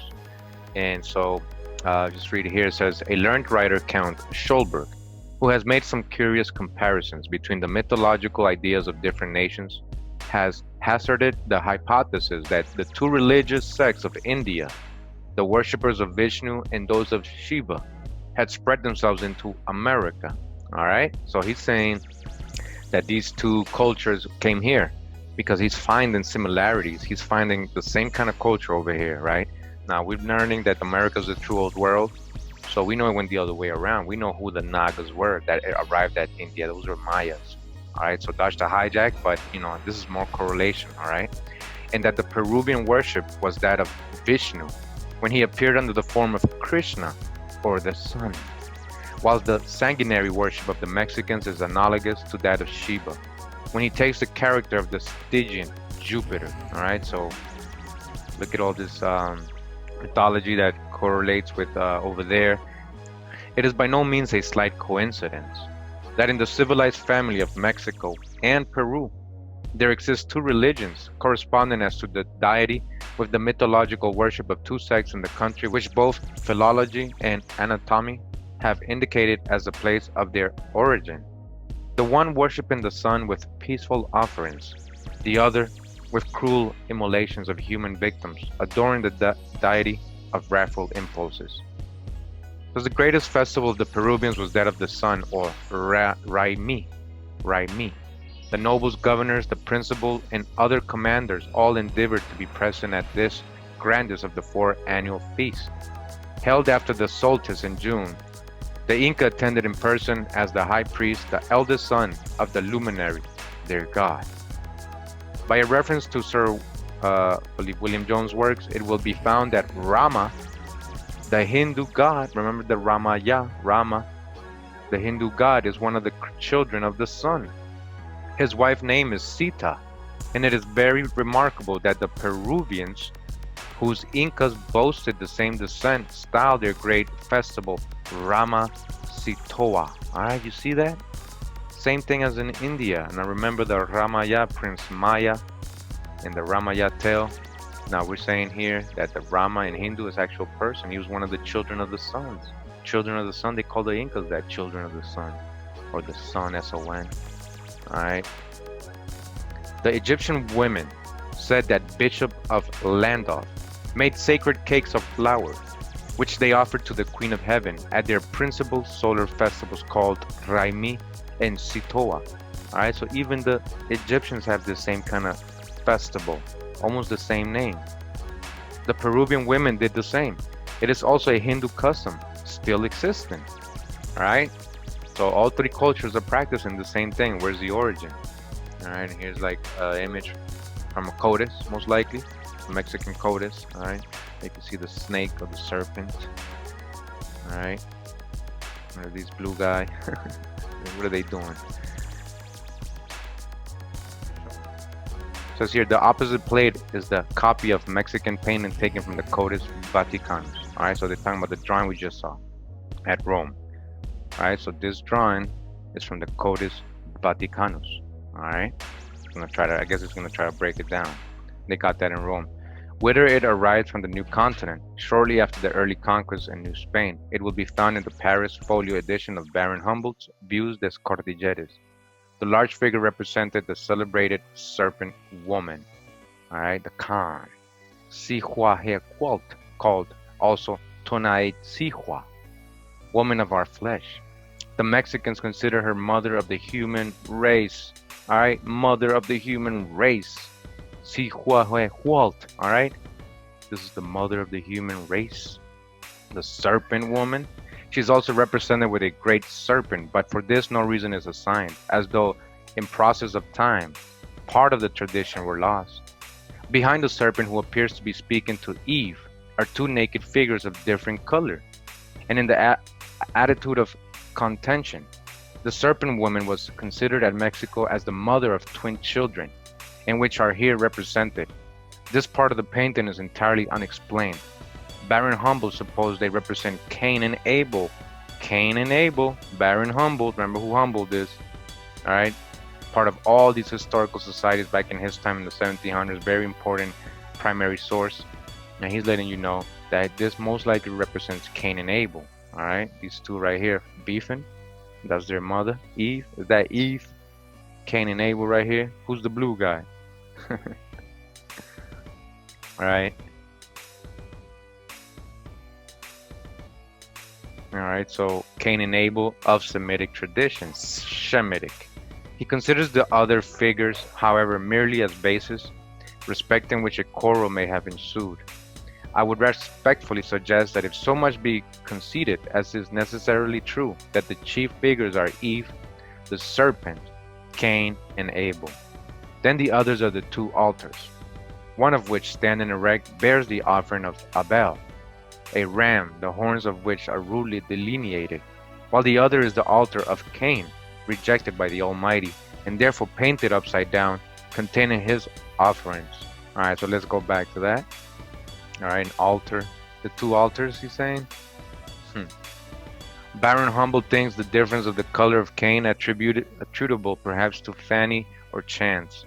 May we not consider it typical of the mark set on the murderer by Jehovah or Hawa, for the heinous of his guilt? For it will be noticed that Abel is represented with the same tint as Eve, and from the general care in the distribution of colors through the piece we cannot infer want of design. A tradition exists among the native Mexicans bearing close analogy to the Semitic account of the flood. All right, again, look at how much correlation we get. We already know that the traditions here, the native people, the nations here had the flood story. We've gotten that in so many different accounts from so many different authors and their codices, from their own words, everything. All right, so another author letting you know, all right, how they, these traditions exist, right? The Shemitic account of the flood, the building of the Tower of Babel, all right, and its destruction, and which corresponds with the early traditions of Sistrurus of the Hindus, all right? A manuscript of Pedro de los Rios, a Dominican monk who copied on the spot all the hieroglyphic paintings he could procure in New Spain, AD 1566 says, all right, from the 1500s. Let's see what he says. Now he says, right, this Dominican monk, Padre de los Rios, all right, before the great inundation, which took place 4,800 years after the creation of the world, all right, so we're talking about the Great Flood. Are we talking about the destruction of Atlantis? Is it the same thing? All right, so before that, the country of Anahuac. We're talking about antediluvian people here, right? Before the flood, all right, Anahuac, which was Mexico, was inhabited by giants. It was giants, right? Check it out. It was giants. Now we know that a lot of the, even in the Olmec, in the origin story of the Olmec, when they got to Mexico, they had to fight a giant, Xelhua, who had built the tower, the pyramid of Cholula. Remember, he had built it, if you guys remember, because he didn't want the flood to happen again, so he did that just in case. So he made like a representation of the Tower of Babel. All right. Now he was a giant. We also know that the Mexica and all these people fought giants. Their stories, they tell it. Now remember this also in biblical text, because if we're correlating that these people are Shemitic, right, and they have this stories of the Hebrews and the Israelites. We know the story of the origin of the Mexicans of Mexica, that they came down from Aztlan to their promised land, led by Mexitlin, all right, who parted rivers and everything. So didn't Joshua, send out spies, and Moses sent out spies, and they found giants as well? So are we talking about the same thing? All right, again, before the flood, there was giants, right? In the Bible, what was the whole point of the flood? To get rid of some of the giants and the people who had mixed in with the fallen angels. There was a lot of crazy stuff going on there in biblical story. So the Most High sent the flood, right? And one of the things was the giants, right? So it's letting you know here that before the flood, Mexico had the same tradition.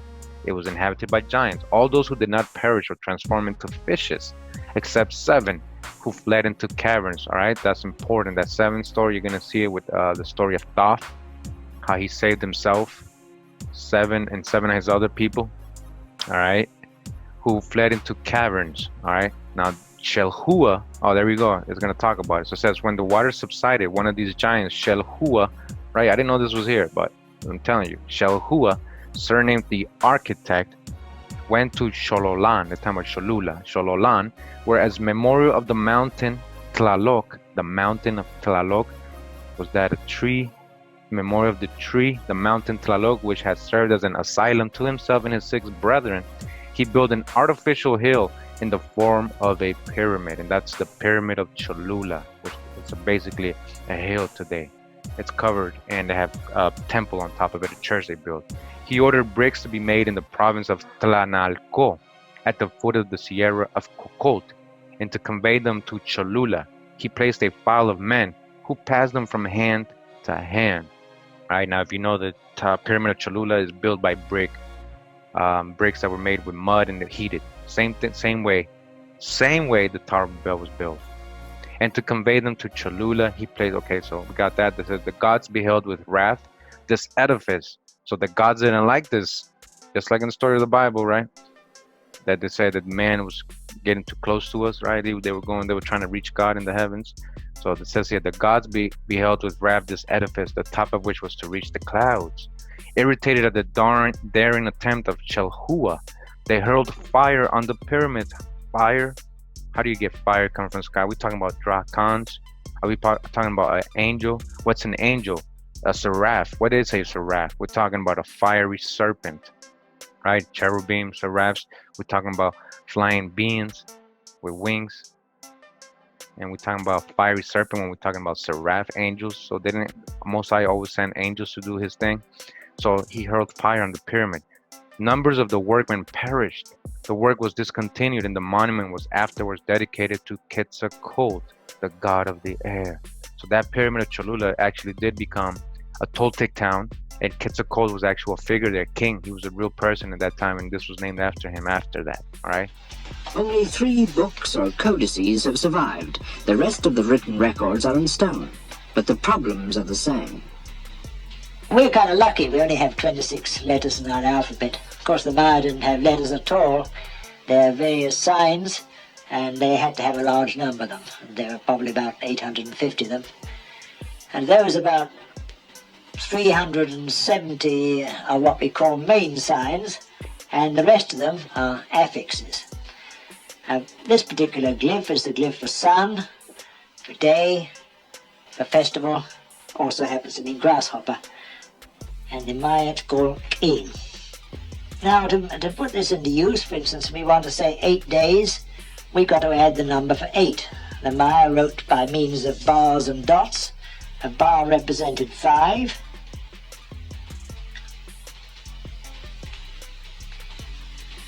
Like that. And 3 dots. There you have 8 keen. Concepts were built up by means of affixes. The picture of a hand was a glyph for end. Affixed to the glyph for day or sun, it meant end of sun, or in other words, the west. Still using sun or keen as a basis, keen tun yab il means sun year fierce all the time, or fierce sun all year. In other words, drought. The Maya sometimes, in order to jazz things up a bit, use the head of the sun god instead of the sun glyph itself. You'll notice he's got the sign for keen on his side of his base. He's squint-eyed, perhaps that's got looking at the sun, I don't know, and he has filed teeth. And you can proceed to do the same thing with this. If you want to say the day 4 keens, you just add 4 dots like that.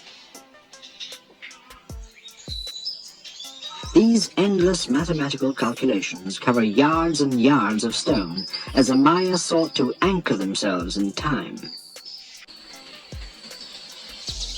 The most impressive collection of inscribed monoliths or stelae is at Quirigua. These magnificent soaring pillars, smothered with hieroglyphs, are the raw material for Eric Thompson's studies. The bland features of the rulers of Quirigua stare out from their stelae across what was once the great plaza of a lowland Maya city. Every 5 years a new stela was erected to celebrate the ruler's reign and to keep track of his own special place in time.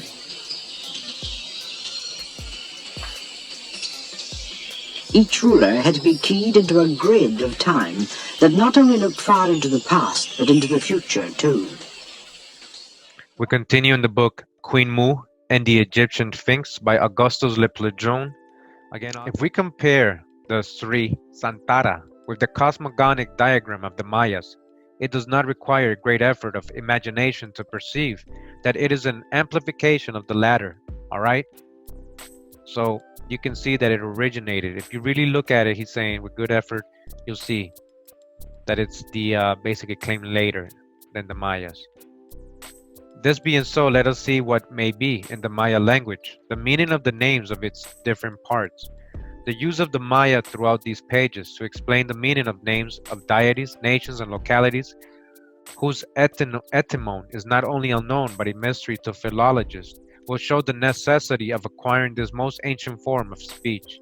It is not a dead language, all right? The Maya is not a dead language, being the vernacular of well nigh 2 millions of our contemporaries. Its knowledge will help us to acquire a better understanding of the origin of the early history of Egyptian civilization, all right? If you learn the Maya, ancient Maya language, all right, it'll help you to learn the early history of Egyptian civilization and that of the Chaldeans and of the nations of Asia Minor. It would also illumine the darkness that surrounds the primitive traditions of mankind. By means of it, we will read the ancient Maya books and inscriptions, reclaim from oblivion part at least of the ancient history of America, and thus be enabled to give its place in the universal history of the world, all right? We shall also be able to comprehend the amount of knowledge, scientific and historical, possessed by the wise men who wrote on stone the most striking events in the life of their nation, their religious and cosmogonic conceptions. Perhaps when the few books written by them that have reached us and the monumental inscriptions still extant have been thoroughly deciphered, many among the learned will have to alter their pet opinions and confess that our civilization may not be the highest ever reached by man. All right? They're talking about, so-called white man civilization. We must keep in mind the fact that we are only emerging from the deep and dark through that had existed between the Greek and Roman civilizations and ours, and that we are yet far from having arrived at the top of the wave, all right? Yeah, you're not. So it says here, before proceeding, I may remark that although the Mayas seem to have penetrated the interior of Asia as far as Mesopotamia, and to have dwelt a long time in that country, as well as in Asia Minor, that although from remote ages they had sojourned in the Deccan and other localities in the south of India, that although the Greek languages was composed in great part of Maya, all right, even though, remember we saw the glyphs in the other videos, how similar it is, right, even to the Paleo Hebrew, right, the letters, right, and the grammars of both these languages were well nigh identical, all right, the Maya, all right, great part of Maya, the grammars of both these languages were well nigh identical. They and the Aryans, so far as shown by philology, never had intercourse with each other. After a thorough study of Mr. Adolphe Pictet's learned work, Les Origines Indo-Europeines of les Aureas Primitives, and a careful examination of their language and the Greek word derived from it, either directly or indirectly through Sanskrit, all right, then comparing with these with the Maya, I am bound to confess that I have been unable to find the remotest analogy between them. Now, not one word. It might be supposed that the name of the most abundant and necessary fluid for living beings would be somewhat similar, and languages concurring to from a third one. Not so, however. The erudite Mr. Pictet is at loss as to the origin of the Greek word thalassa for sea. All right, so that means sea in Greek, and they don't know. Had he been acquainted with the Maya language, he would easily have found it in the word talak, thalassa. Look at that, thalassa, talak.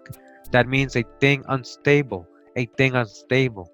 Hence the Greek word tarasso, traso, to agitate, to agitate. The name for water in Maya is ha, ha. In Egyptian and Chaldean, ah, ha, ah, ah. Almost the same thing. The H silent, it's ah. All right. What are we to argue from this utter want of relation between two peoples that have had such a stupendous influence on the civilization of Asiatic, African, and European populations? All right. Shall we say that when the Mayas colonized the countries at the south of Asia, then the banks of Euphrates, then the valley of the Nile, and later Asia Minor, it was in ages so remote that the Aryans, regarded as a primitive people living at the dawn of history, had not yet multiplied to such numbers as to make it imperative for them to abandon their native country in search of new homes. All right. This is way before the Aryans. They ain't not the oldest. Just letting you know, man, because I believe, you know, the Hindu tradition, these are like the oldest, right? Or they know that the Nagas are, but there's all mythology to them. All right. But, you know, they were there way before. The Maya were colonized way before. Shall we say that the Maya colonies much antedated the migrations of the Aryan tribes that abandoning their Bactrian homes only about 3,000 years before the Christian era, went south and invaded the north of India, whilst others going west crossed over to Europe and spread over that continent? This would explain the use of Maya instead of Sanskrit words for the names of the various parts of the Sri Santara. Show the Maya to be more ancient than Sanskrit. The Maya is more ancient than Sanskrit. That's why they have so many Maya words instead of Aryan. Get it? And also account for the grammatical forms common to both the Maya and the Greek, that the ulterior admixture of Aryan words to the latter was unable to alter. We must premise the explanation of the names of the parts of the Sri Santara by stating that the letters D, F, G, G, Q, and V are not used in the Maya language. All right. From remote ages, the Brahmins taught that in the beginning existed the infinite. This they call Aditi, that which is above all things. It is precisely the meaning of the Maya word Atitij. All right, you hear that? Aditi, Atitij, that's a Mayan word. It's the same thing, that which is above all things, all right? That which is above all things, that sounds like the Most High, who's above all things, right? It is precisely that same meaning, Atitij, Aditi, Aditij, Aditi, Atitij, Aditi, composed of A, masculine article, the strong, the powerful, and Titij, that which is above all things. A Titij or Aditi would then be the powerful superior to all things, the infinite, the most high.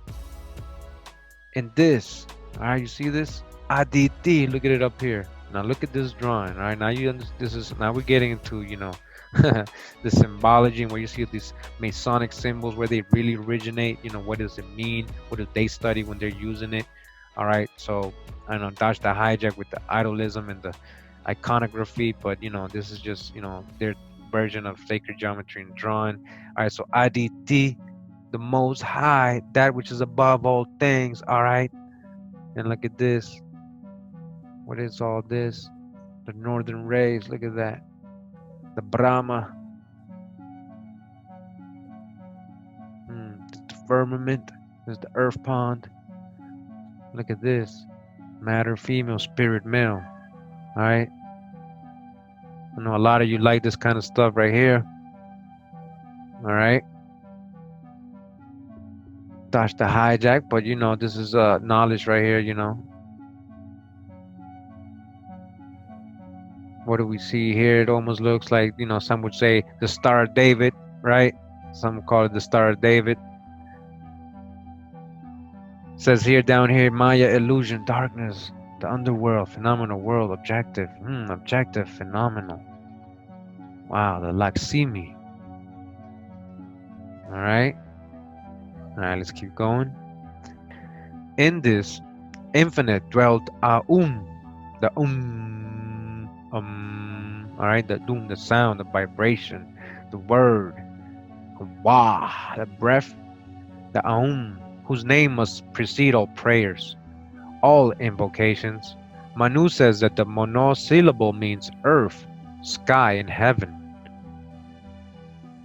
Thai boys Wheeler says, as regards as the three letters A-U-M or A-U-M, little can be gathered except in that, when brought together in the word they are said by Manu to form a symbol of the Lord of creative beings, Brahma.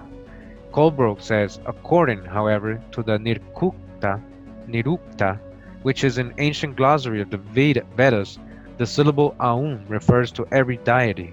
All right, every deity. The Brahmins made reserve for their initiates an esoteric meaning, more ample than that given by Manu. But by means of the Maya language, we learn its full significance. All right, so let's see what the Mayas say. Now it says Aum, it says A for A, masculine article, the fecundating power, the father, Ah. Or you, feminine, pronouns. So A, the masculine article, the father, and you, feminine, pronoun, the basin, the generative power, the mother. All right, the mother. Mehem, the engendered, the son, or Ma, yes and no, the androgynous. Wow, the son, Ma, the physical, right, the country. Plays the beginning. Anyway, we combine the three letters of the sacred monosyllable in the Maya language. They give us the names and attributes of each person of the Trimurti. For instance, Aum, thy maker. Aum, thy mother's son. Uam, I am the male creator. Mua, the maker of these waters. Mua. Oh, Muaya. You see that?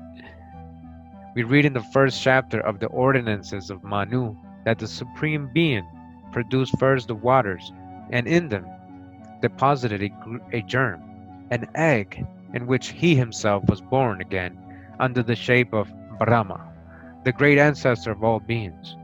This egg, this golden uterus, is called Hiranyagarbha. This word is composed of the following four Maya vocables. All right, so you hear that? So even this word is a Maya. Check it out. Hilam, all right, Hilam, Hilan, Yam, Kalba, Ha, Hiyam. So it's Hiram Jargarba. That's how they would pronounce Hiram Jargarba, right? That's how probably they pronounce it. But it's Hilang Yam Kalbaha. All right, expressing the idea of something floating in the water. Hilan, to be dragged. Yam, mist. Kalba, enclosed. Ha, water. You see that? Something on the water. All right, you start breaking down these Hindu words, you see they are Maya vocables. All right, in it was born Brahma, the creator, the origin of all beings, he who was submerged in the waters. Remember in Genesis, right, everything was waters, and in the waters he made a habitat, right? He made in the waters, in the midst of the waters. Remember that. They separated the waters from the waters in creation. So he was submerged in the waters.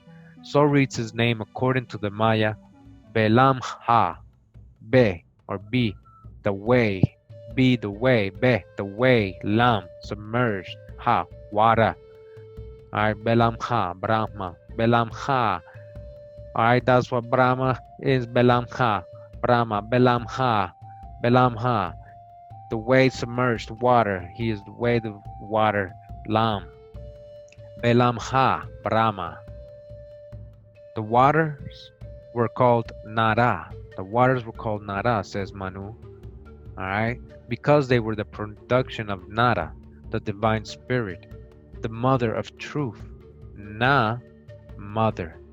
La, eternal truth. This is Maya. Now look, he's breaking these words down. Nara, Nala, Nara, Nala, Nala. So Na, mother, La, eternal truth. All right, same thing as that, right? And Hindu it means the mother of truth, right? In Maya it means the same thing. Na, mother, eternal truth. La, Nara, Nala. It's the same thing. That contained the hidden voice of the mantras. The verb vak, uak, or Maya, right? In Maya, vak or wak, a thing free from fetters. All right, so this word vak is wak, a thing free from fetters, the divine male, the first embodied spirit, Viraji, Uyal, Uyal, Iraji, Yal, Maya, that which is necessary, whose union with Maya produced all things. Union with Maya, with matter. Again, we may ask, is the use of Maya words in this instance without significance? Does the similarity of the ancient Indian architecture to that of the Mayas, which so puzzled the learned English architect, the late James Ferguson, or the use of the Maya triangular arch, and no other in all sacred buildings in India, prove nothing? You hear that? And the practice of stamping the hand dipped in red pigment on the walls of temples and palaces as a way of invoking the benison of the gods or as asserting ownership to the building, as with the asil, being common both in Mayak and India, all right? Or the custom of carrying children astride on the hip, which was never done by the Mayas without first performing a very interesting ceremony called Hekmek, or the prevalence of the tree and serpent worship, or that of the cross and the elephant among the Mayas, as among the Hindus. Is all this without meaning? In another work, I have shown how the worship of the tree originated in Mayak, all right, and why it was always allied to that of the serpent and of the monarch. But no antiquary has ever been able to trace the origin of these cults either to Egypt, Chaldea, or India, all right? They haven't been able to say where it really originated. They can't say, oh, that all that stuff that Maya did was from India or Egypt. They haven't been able to prove that, all right? So all these people, like Pan-Africans would say, well, the Maya did this because, well, the Olmec were African. They brought their... No, there's no proof of that. There is no proof of that, all right? Although it is well known they existed in those countries from remote ages. The object of these pages is not to give here all the proofs that can be adduced of the presence of the Mayas in India and of the influence of their civilization on its inhabitants, but to follow their tracks along the shores of the Indian Ocean into the interior of Asia, across Asia Minor, where they established colonies onto Africa, until finally they reached the valley of the Nile and laid the foundation of the renowned Egyptian kingdom. You see who started that over there, right? Mayas. Some 6,000 years before the reign of Menes, the first terrestrial Egyptian king. All right, listen to this. 6,000 years before Menes, who was from Ham. All right. So Le Plegeon again is saying that the Mayas or Nagas arrived 6,000 years before even Egypt had its first king, Menes. All right.